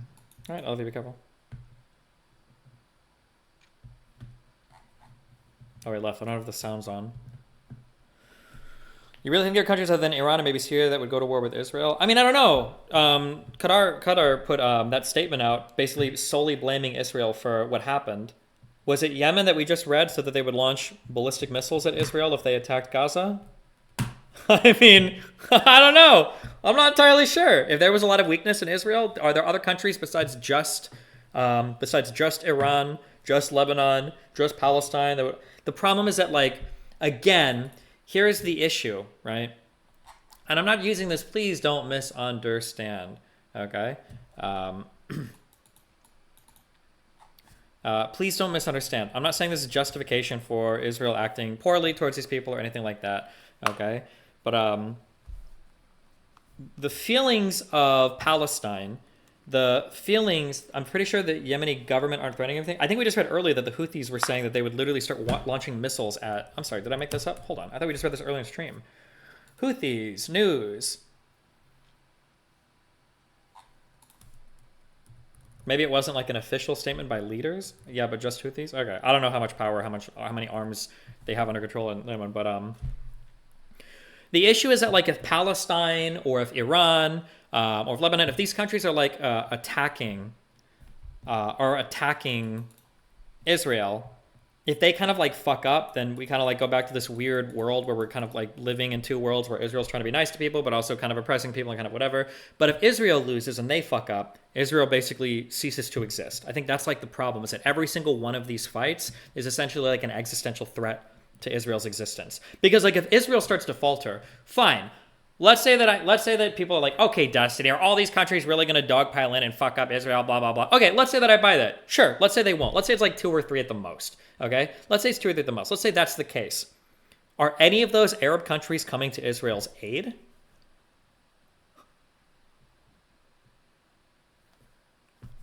Do we want U.S. troops in Israel fighting Israel's war? Like, a lot of it just gets, yeah, it's just a very fucky situation. Like, Israel is obviously lives like on edge when they live in a sea of adversaries, you know. Do any of these Arab countries have competent militaries? The IRGC, as an international fuck shit up force, my understanding is they were incredibly competent. In Iran, wasn't the IRGC, weren't they the people that were largely contributing to military deaths in Iraq? Iraq's military was quite substantial before the U.S. invaded, right? Didn't Iraq have like the second largest military in the fucking world before the United States came in? I know that Assad has been fighting his shit for a long time, but they get a lot of support from Russia and China. Jordan has a decent military. Yeah. I wouldn't just assume that none of the Middle Eastern militaries that they're all dog shit. Like,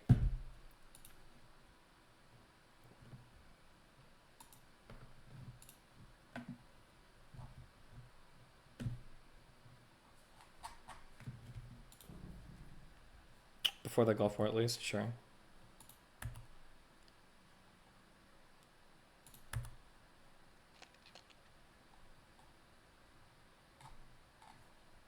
Okay, let me finish reading this, okay? They're dog shit because of a lack of tech. Yeah, but it kind of feels like, careful, this is just my blah, blah, blah, blah, blah. It kind of feels like when it comes to technology, it kind of feels like everybody on the planet is Terran, and like the United States is like Protoss. Like tech is really important for like high-tech wars, and the United States definitely utilizes that well, but I feel like other people don't utilize technology in warfare as effectively as the US, so it doesn't matter as much. I could be wrong, but like Russia's ability to hold and fight in Ukraine isn't because of tech. It's because of artillery from like the fucking Cold War, right? Ukraine has gotten a lot of tech, but they have a really hard time coordinating it on a wide scale. It feels like the United States is probably the only country in the world that has technology and can utilize it in a highly effective manner across huge theaters of war. I don't think any other country in the world is on board with that yet. Russia definitely isn't. Ukraine hasn't gotten there yet, despite being given unlimited money and unlimited technology. That's just a really hard thing to do. Like, people just shoot at shit and they bomb stuff and they've got like artillery and stuff, but yeah, I don't know, like the technology factor, I don't know how important that is if you don't have it, but that's just like my...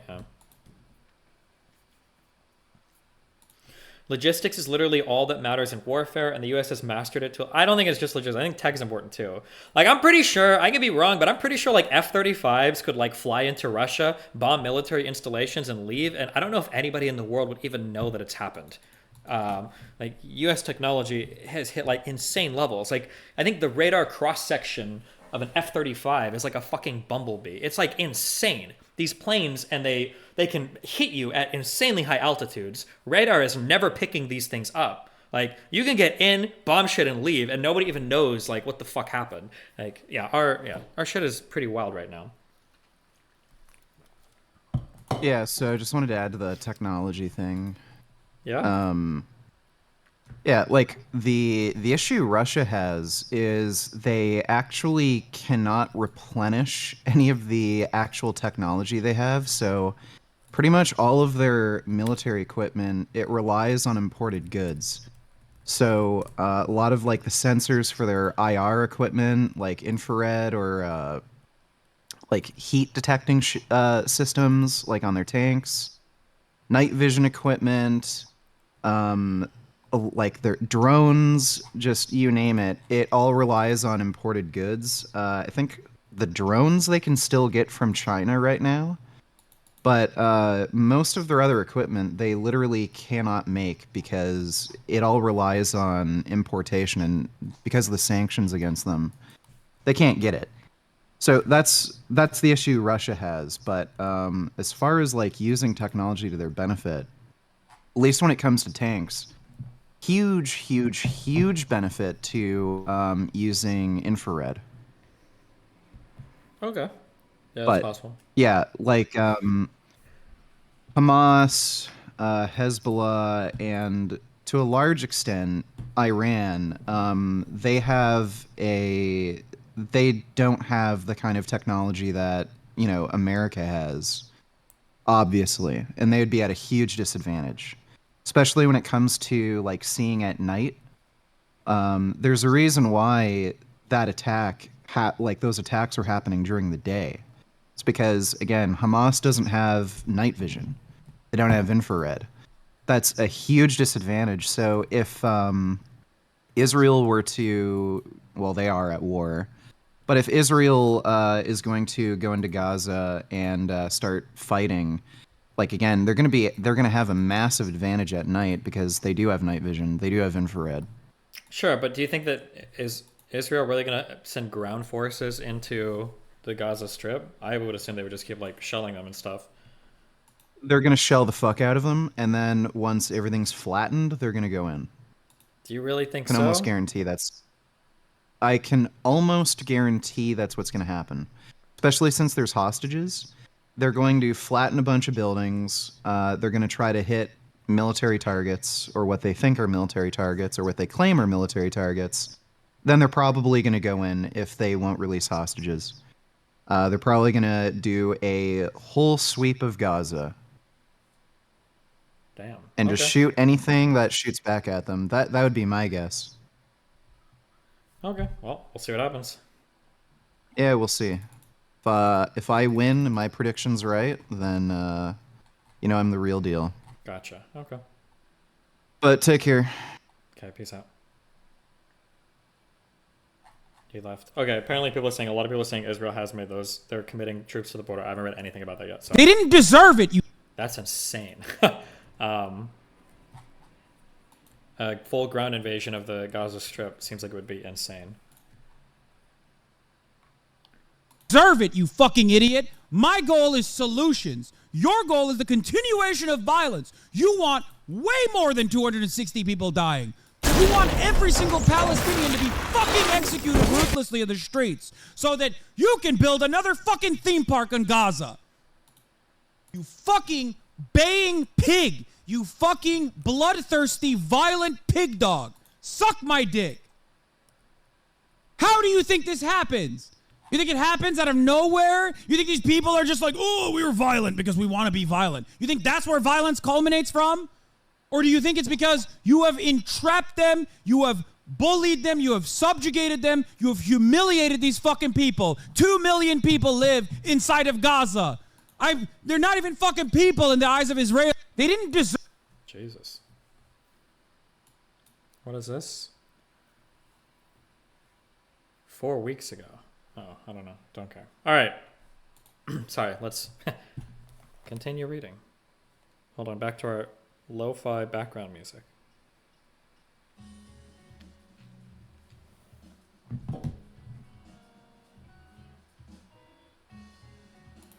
Israel and Israelis want to eradicate Palestinians, even if there were no Hamas. Netanyahu showed a map for Greater Israel where all the land is theirs. Oh, well, if there was the map of Greater Israel, did he debut this at an IMF conference?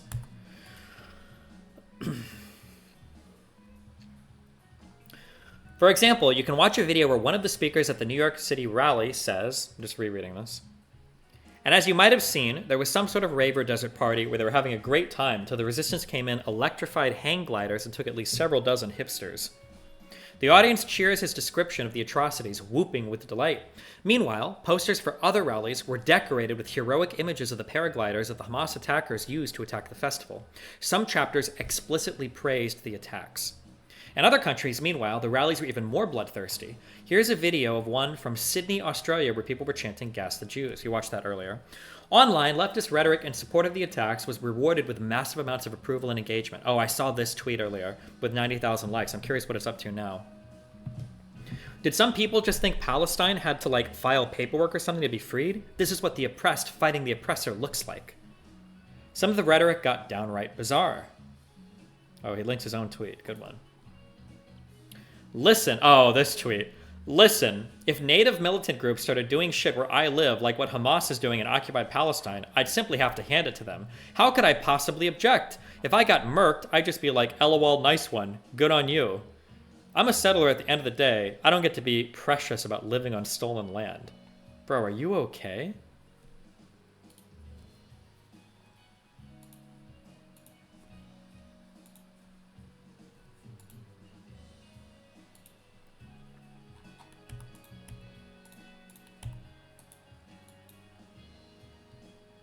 That's the world that Pisco wants, by the way, remember?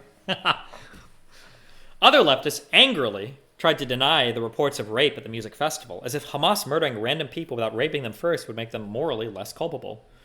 There hasn't been a single verified report of sexual violence, only of the assumption that fighters seated near the body of a bikini-clad woman had to have raped her. This is the same strain of propaganda used to paint slavery in the U.S. as necessary to protect white women. What the fuck? Community noted. There have been reports of rapes in the festival Supernova, which was targeted by Hamas. This is all pretty inhumane.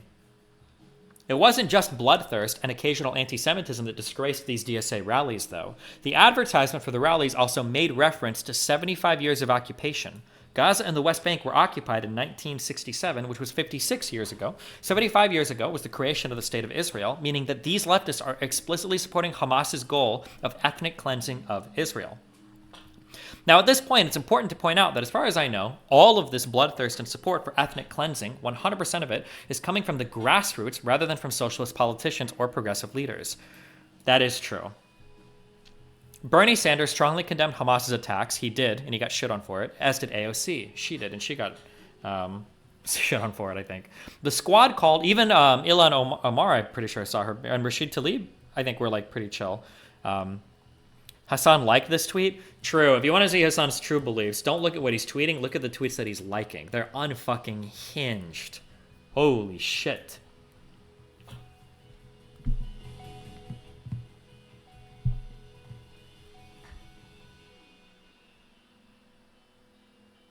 Elizabeth Warren, who has been consistently pro-Palestinian over the years, broke down in tears at the reports of Hamas's violence and said, "I'm here today to say unequivocally that there is no justification for terrorism ever." And so on. A number of New York leaders from the Democratic Party scolded the DSA rally. Even among the leftist grassroots, there wasn't unanimous praise of Hamas's war crime. Some principled socialists stuck up for decency. Sock done left. Every leftist who fails to condemn violence against civilians by Hamas is a gift to the right. Decolonialization does not require indiscriminate killings of random civilians in traffic or at a rave, actually.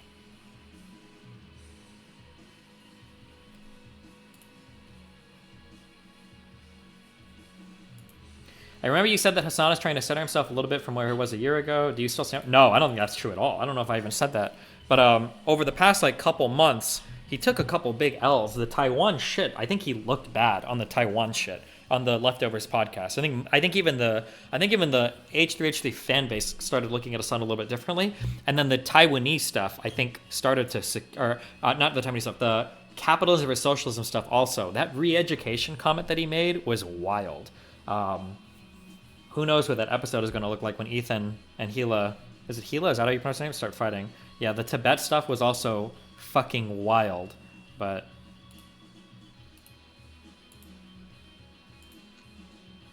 I 100% assume that Hassan was more clout hungry than principled. No, Hassan, well, I didn't think he was this far left. I didn't actually think Hassan was like this.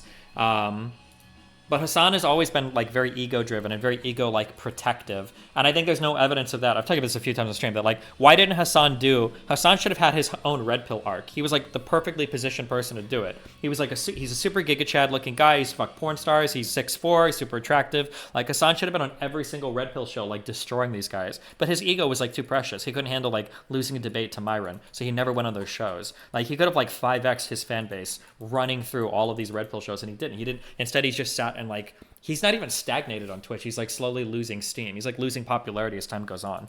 He was more popular 1 year ago and 2 years ago than he is now. He debated Tate. Yeah, he had a 10-minute joke debate with Tate one time because Aiden Ross was on stream. What was Hassan's take on Tibet? I don't want to misquote him, but I'm pretty sure he was saying Tibet was ran by a bunch of religious fanatics anyway. So was it really it was probably an improvement for China to go in and invade and steal other shit and kill it. It was fine because they were religious fanatics. Somebody can go find the actual streamable though. I don't want to misquote it because it's wild what he said. It sounds like what I'm saying is not true, but he basically gave the they're savages argument. So let's I saw on the news today a guy who lives in Gaza said that Israelis are raping Palestinian women. Yes. Israelis raping Palestinian women is a well-documented part of Israelis' apartheid apparatus. So that part is not that part, of course, comes with the territory of humiliation, subjugation, and that part is real. It's just you will never hear about it from those people who are now running with the narrative that like Hamas actually went into Israel or Palestinians went into Israel specifically to do mass gang rapes or some shit. Look at the twist on the logic there, right? Are you saying they flew in to just do mass gang rapes? Like, the hyperbole. And I'm not even saying that is impossible. Of course it's not impossible. It is very possible. A disorganized military apparatus, no rules of engagement whatsoever, very little training, very little resources. It's slated to happen. Okay? It's just that like you know, I don't know. I haven't like even the people that say that I'm sorry, just to be clear, because Hassan's take here is uninformed. He thinks that this is just like random, saying that this is like random military action and like shit happens. You have to keep in mind that for Hamas views every single Israeli citizen as a settler/invader. Okay? Like, that's a really important part of how, now I'm not saying all Palestinians do, but Hamas views there is no such thing as an innocent Israeli citizen. All of them are invaders. All of them are settlers. All of them have to go. So when they talk about like, oh yeah, we don't kill civilians, what they mean is there are no such things as Israeli civilians. They're all evil. They're all bad and they've all got to go. Remember that, okay? But this is definitely something that happened. Like Noah. Oh, we heard Second Thought in his Twitter thing. He said as much. Remember, Second Thought said there are no innocent Israelis. All of them are invaders. So all of them can be killed with with impunity, you know, fully justified by Hamas. Do you think there's some truth to Hassan introducing more and more people to leftist thinking politics so he's a net good to the space? Absolutely not. No. He radicalizes people further on the right and then he radicalizes more people to the left. No, Hassan is an absolute net negative to the state of politics online. All of this communist bullshit has been. Opinion was like running with that. And when someone questioned him, when it was like, where did you get this information from? Like, I'm genuinely trying to find out. He was like, oh, well, I actually don't know. I saw a video and it looked like it was maybe someone was raped in the video. Which is like, that's insane. Like, what the fuck? There are miles between mass gang rape is occurring inside of the Israeli borders in the hands of like the Palestinian roving gangs of Muslims that are engaging in like gang rape, and oh, I saw a video and it looked like it might have happened beforehand. It's always like battling hypotheticals. Yeah, I don't know. Like, if there was a video of Israeli soldiers like attacking people in Al-Aqsa or some shit, do you think Hassan would have the same energy? Hold up. It was just a video of the idea of shooting at Palestinians in East Jerusalem. They could have had Molotov cocktails. They might have had rocks. They might have actually been, we don't know that, guys. Don't, like, really, do you think he'd have the same fucking cuck energy? Like, and once again, I am not stating that is impossible, okay? It is certainly possible. It's so dark, and I don't mean to come off this way, but I also do mean to come off this way. I'm happy that, like, some of these situations have been popping up now to, like, have these people on the left go mask off. Like, it's finally, I've been waiting for this for so long, and it's finally happening that a lot of these big leftist figures are more mask off now with how fucking radical they are, right? That, like, they're on the same level of Nazism when it comes to justifying, like, murder, rape, killing, pillage, because it's all called, like, decolonialization, and it's all justified for them. And to see people like this that are, like, so lukewarm, again, like I said, this is, like, it's so easy to just say, yeah, probably shouldn't support Hamas. What's happening in Palestine is bad, what's happening in Gaza is horrible, but, you know, probably shouldn't support Hamas going into festivals and killing people, right? That's so easy. It's so easy to say that.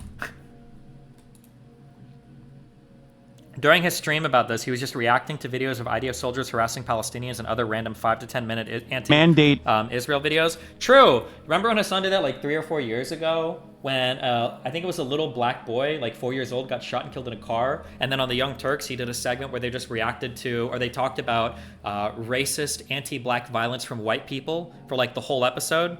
And then it came out a week later that, oops, it was actually a black person that shot the person. It was part of gang violence, and it was a stray bullet. Remember we argued about this exact fucking issue? It's not all just religious differences, but religious Zionism specifically is a huge problem. It's the main reason behind the settlements. Okay, so like, okay, could correct me if I'm wrong. I feel like sometimes my intuitions are more correct, though, than some of you guys who have read on this, because you just say some fuck shit. So people will say religious Zionism is the reason why the settlements are happening in the West Bank. I don't agree with that. Now, are the settlers mainly Zionists? Sure. Are the settlers the most extreme? Sure. But they do that with support from Israel. Netanyahu and these other guys, they don't have to support the extremists. Now, the extremists can go and be the settlers. Like, oh, well, look, it's all extremists. But bullshit, because the IDF will be there in full fucking force to support those settlements, right? It's not just the extremists. It's the nation of Israel that will support them. So I know that people will say stuff like, oh, well, no, it is religious. No, I think that Israel, for their own political goals, for their own geopolitical goals, for their territory, they kind of want those settlers moving in and taking territory and setting down cities and like having more Jewish like presence. I think they do. That's a feeling. I could be wrong, but why do you say Zionism like it's bad? Why is it wrong for Jews to want their own land in Israel? I'm perma-banning you. Have I ever even come close to saying Zionism is bad? I don't think I've said it's bad or good. Zionism is a thing. I don't think I've ever said it's bad or good. I don't know why the fuck you would just assume that, other than you're some like Jewish dick suck in my chat who is like simps hard for every fucking thing Israel ever does. I haven't said anything about whether that's good or bad. I don't know how the fuck you could come away from anything I'm saying. I feel like if you've heard me talk for the past 2 hours, I feel like anything I come off as more strongly pro-Israel than anything else. But fucking retard. Okay, we don't need to watch this thing. Sorry. They beheaded baby. Yeah, I saw that. I don't know if they actually beheaded babies. I saw that thing, but are we considering Zionism a sect of the Jewish religion now? No, I would consider Zionism to be a more like I keep saying geopolitical. When I say geopolitical, I'm referring to like political situations involving like borders and nation states, I guess. I feel like I'm using the word a lot. But yeah, Zionism is like a geopolitical thing. Zionism is like, I want a country for this group of people.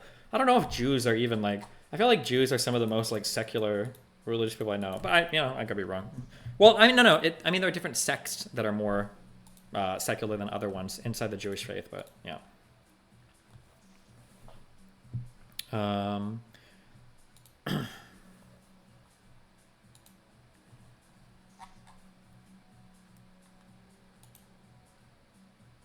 Zionism is fundamental to Judaism, not Jew. Now, Jew is okay if you prevent us from. No Jew is okay if you prevent us from going to Israel.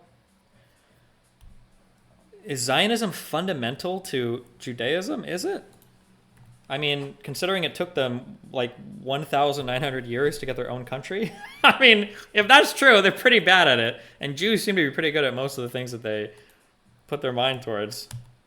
But I don't know. Zionists would argue it is. Based.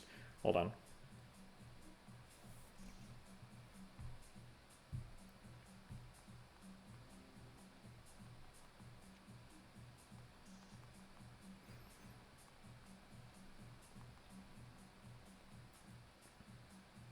Have you watched Golda? Recent Yom Kippur war movie. Fuck no. Sounds boring. Is it? Okay, sorry. Do you watch the Shapiro video? Not yet.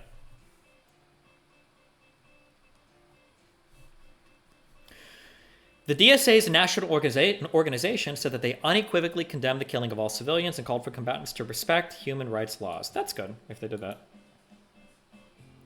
Holy streamable. What do you think's the right move? Okay, I don't know where I'm going with this. But the bloodthirst pouring out from leftists in the streets and on the internet suggests that there's a deep sickness in the Western leftist movement.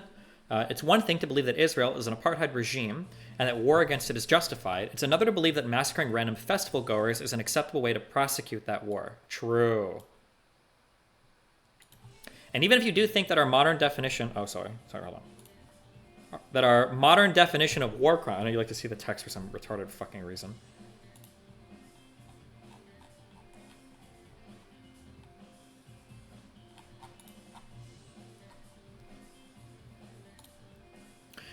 And even if you do think that our modern definition of war crime is too restrictive and that killing large numbers of enemy civilians is an acceptable way to force a belligerent to throw in the towel, it's still repugnant to joyfully cheer that slaughter and to march side by side with those who advocate genocide. This is another thing, too. It's a tone thing. Like, I could even buy if somebody was like, listen, like, killing civilians is rough, but like, fuck, man, what do you expect them to do?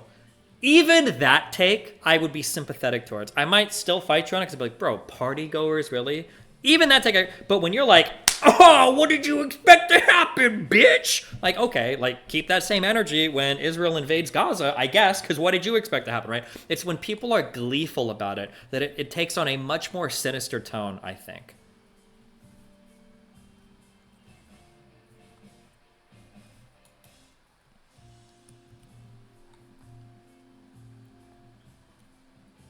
If Zionism is acceptable, then so is Nick Fuentes' arguments for Christians. What do you mean? Fuentes thinks the U.S. is a fucking Christian nation. How fucking brainless are you to think that? Fuck off. The founding fathers of this country and all the people involved in that shit were literally autistic. Like, they wrote so much shit. These guys were in love with themselves, okay? They wrote papers, they wrote pamphlets, they had so much fucking shit that they wrote. They wrote fucking all the Constitution, all this shit. How did none of these dumb motherfuckers think to write, by the way, America is a Christian nation? Like, you would think that in all the fucking writings, Benjamin Franklin and Hamilton and all these fucking losers that sit all day writing on all this fucking parchment and all this shit, not one of them thought to, like, codify that somewhere? Like, not a single one? Like, fuck out of here, okay? Get the fuck out of here with this bullshit. America is a Christian nation. Come on.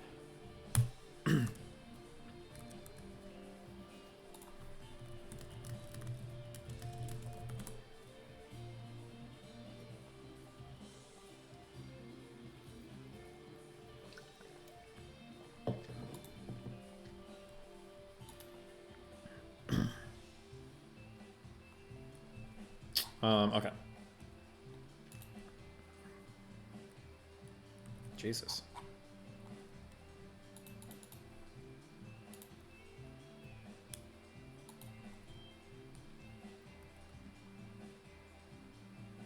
What about the president holding hand on the Bible? Isn't that just on anything that you feel religious about? Like, I think in court now, can't you swear around on like a Quran or some shit? I don't know what they have atheists swear around on, but...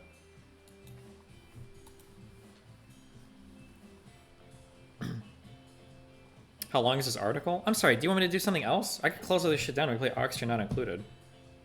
Why am I reading chat? Gone. I love Israel. True, I do.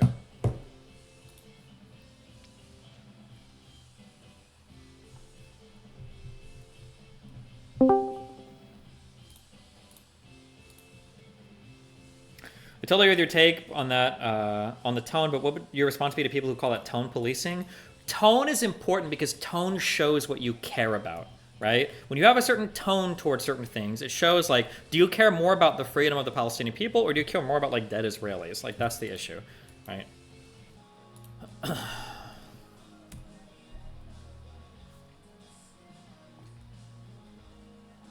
Oh, I don't think we watched this. This was at the Sydney Opera House.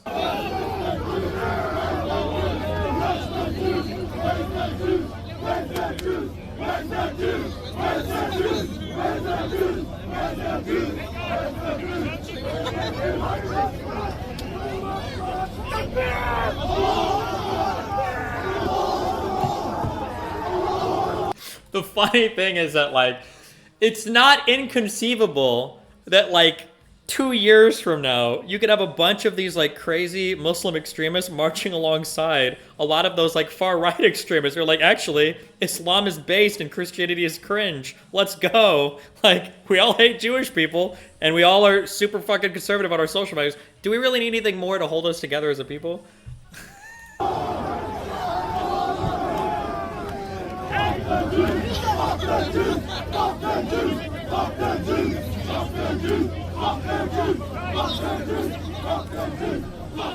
And then remember, it's also hard because you got to hold yourself to a higher standard, because it's like, listen, it's not all of Palestine, it's not Palestinians, it's Hamas. But then these guys are like, Jesus. They're not even saying, like, fuck all of Israel, they're saying fuck all Jews, like, Jesus.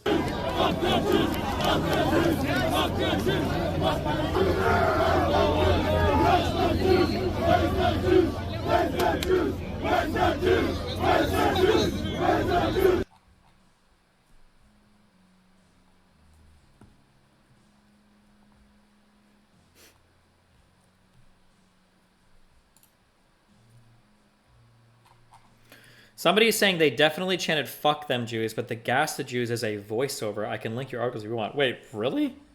Somebody did a voiceover? I mean, I wouldn't say it's impossible. Is that true? I feel like there would be so many recordings of this that we should very easily be able to verify if that's true or not.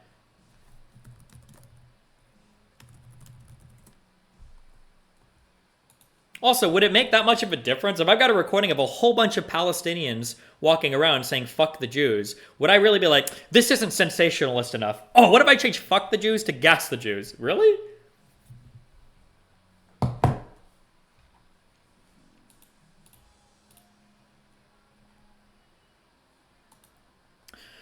Sorry, but the bloodthirst pouring out from leftists in the streets and on the internet suggests that there's a deep sickness in the Western leftist movement. It's one thing to believe that Israel is an apartheid regime and that war against it is justified. It's another to believe that massacring random festival goers is an acceptable way to prosecute that war. Even if you do think that our modern definition of war crime is too restrictive and that killing large numbers of enemy civilians is an acceptable way to force a belligerent to throw in the towel, it's still repugnant to joyfully cheer that slaughter and to march side by side with those who advocate genocide. Destiny, sorry, I just reread this and I'm already... Destiny, literally no Arab cares about the delineation between Zionist Jews and non-Zionist Jews. They're legitimately inherently anti-Semitic. I don't know if I would say that. Arab encompasses a lot of different people, right? I don't know if like Arabs in like Tunisia would feel the same way as like Arabs, even fucking, I'm going on feelings right now. I feel like even a lot of like Arabs in like parts of the Gulf that are like the rich ones that go to other countries and party and drink alcohol and shit, even they, I don't know how much they're up on that fucking anti-Jewish shit. More so it's just like the politics in their countries and whatnot. I don't know. I'm not sure. I could be wrong, but like I know that like, for instance, a lot of Arabs, you know what? I'm going to champion this again, okay? Fuck you guys in Europe. Our Arabs, we have the best Arabs in the United States. Our Muslims are pretty chill. Unless I'm forgetting anything, I don't think we generally have, like even the ones that flew the planes at the towers, those motherfuckers had to come from Saudi Arabia and shit, okay? Generally, now I know we had that one Miami shooting, okay? But that guy was like a wannabe ISIS member. He wasn't even a real ISIS member, okay? Generally, the Arabs that we have in the United States are generally pretty chill. Generally pretty chill. The ones in Europe, you guys are crazy, okay?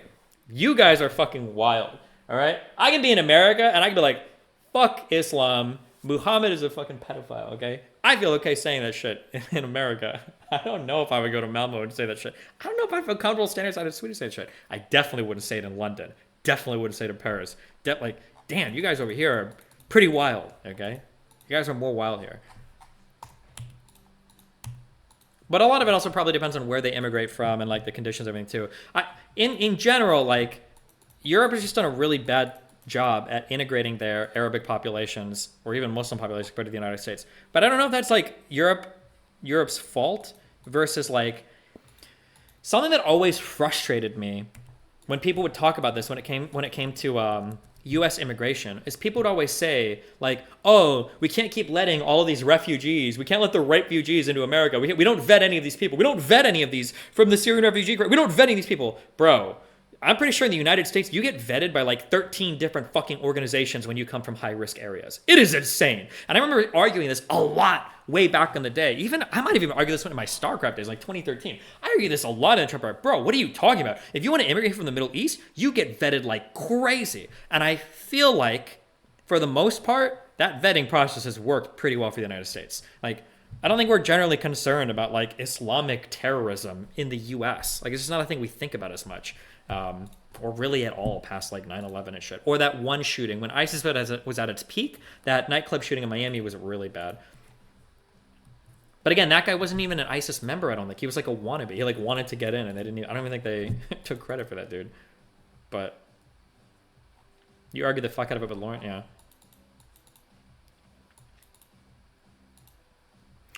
There's a big problem with Muslims/Arabs, etc. in the Middle East, and that a lot of them have false history and misinfo regarding Jews. Like Egyptians legit think they won the Yom Kippur War and have a national holiday for it. Yeah, people rewriting history to justify bad events is bad. It happens with black people, by the way, in the United States, this weird rewriting of history. Would you call it Pan-Africanism, or would you call it this thing where like I agree before, it's cringe when people on the right want to take away all of black history. That's not fair. And black people have contributed a lot of amazing things to the United States, even outside of areas of culture.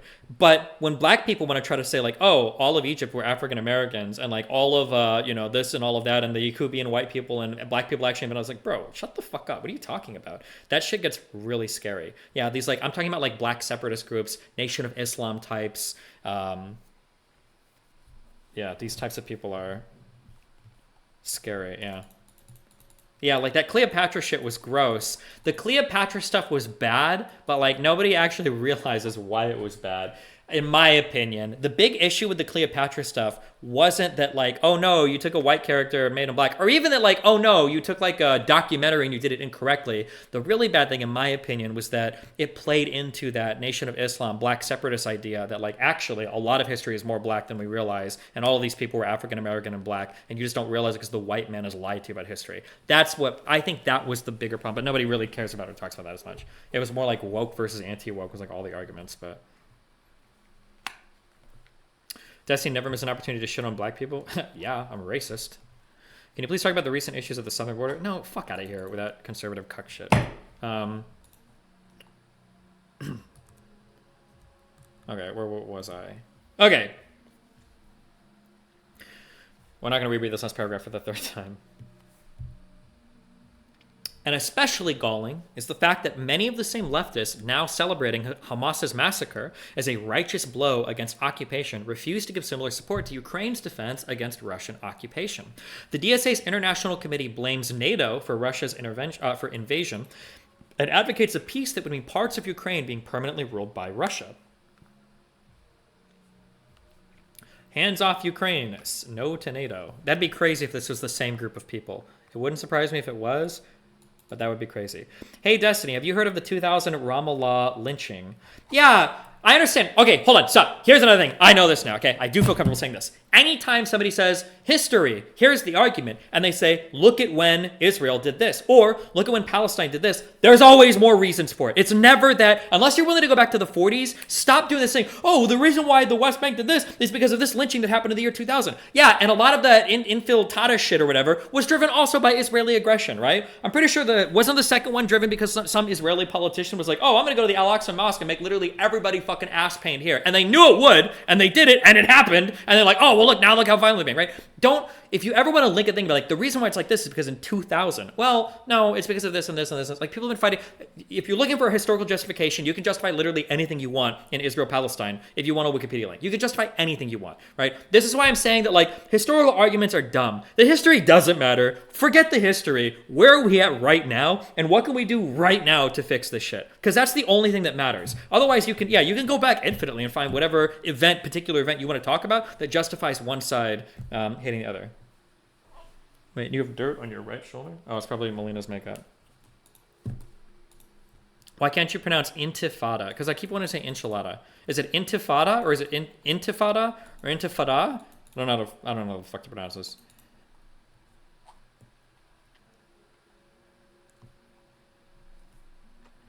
Destiny, yeah, an Israeli politician going to a mosque made Palestinians strap bombs themselves on board buses. The second intifada was a lot more fucked than people realized. Sure, but like, didn't the Israeli politician go there? Aren't you not supposed to go in Al-Aqsa? Isn't that like the whole point of that? Isn't that supposed to be an area sectioned off just for Palestinian people? The D in intifada doesn't exist in English.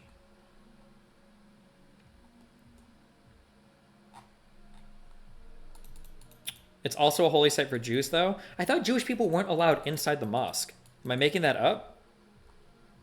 I thought that's, or maybe it's not Jewish people. Maybe it's just supposed to be the IDF that aren't allowed in there. Because there's always a big deal that like people will throw bricks and shit at IDF soldiers, and then they'll go run inside like the Al-Aqsa mosque, and they'll be like, "You're not allowed to come in here." Like I'm a girl and I ran into the girls' bathroom, and now you can't come kill me in here or something. But I don't know.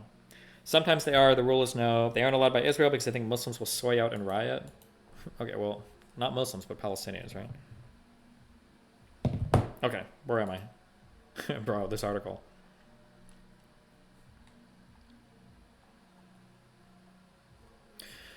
Why would anyone celebrate Hamas's slaughtering a music festival but demand that Ukraine lay down arms and accept brutal and permanent Russian occupation? There's absolutely no moral consistency here. It's just that one occupation is by a power that's more or less aligned with the West, while the other occupation is America bad, true. By a power that's opposed to the West. It's pure unadulterated campism. Now, some of you who really dislike leftists are going to respond, see, Noah, this is who they are, this is who they've always been, and maybe you're right. After all, during the 20th century, a decent number of Western leftists defended Stalin, idolized Mao, and denied the atrocities of the Khmer Rouge. Is that how you pronounce that? Fuck me, dude.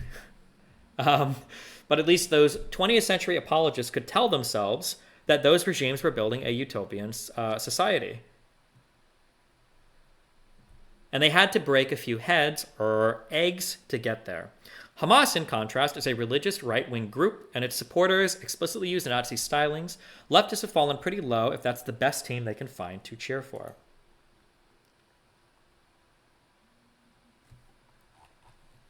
In fact, I think fallen pretty low is actually the key here. The communist project of the 20th century failed spectacularly, as did follow-up efforts like Hugo Chavez. Decolonialization happened, and the European empires vanished. Democratic socialism succeeded in Europe, but that success, which was ultimately driven by reformist progressive types rather than by revolution, doesn't seem to admit much room for improvement. Swedish workers are not going to start a revolution because Swedish social democracy is pretty damn nice.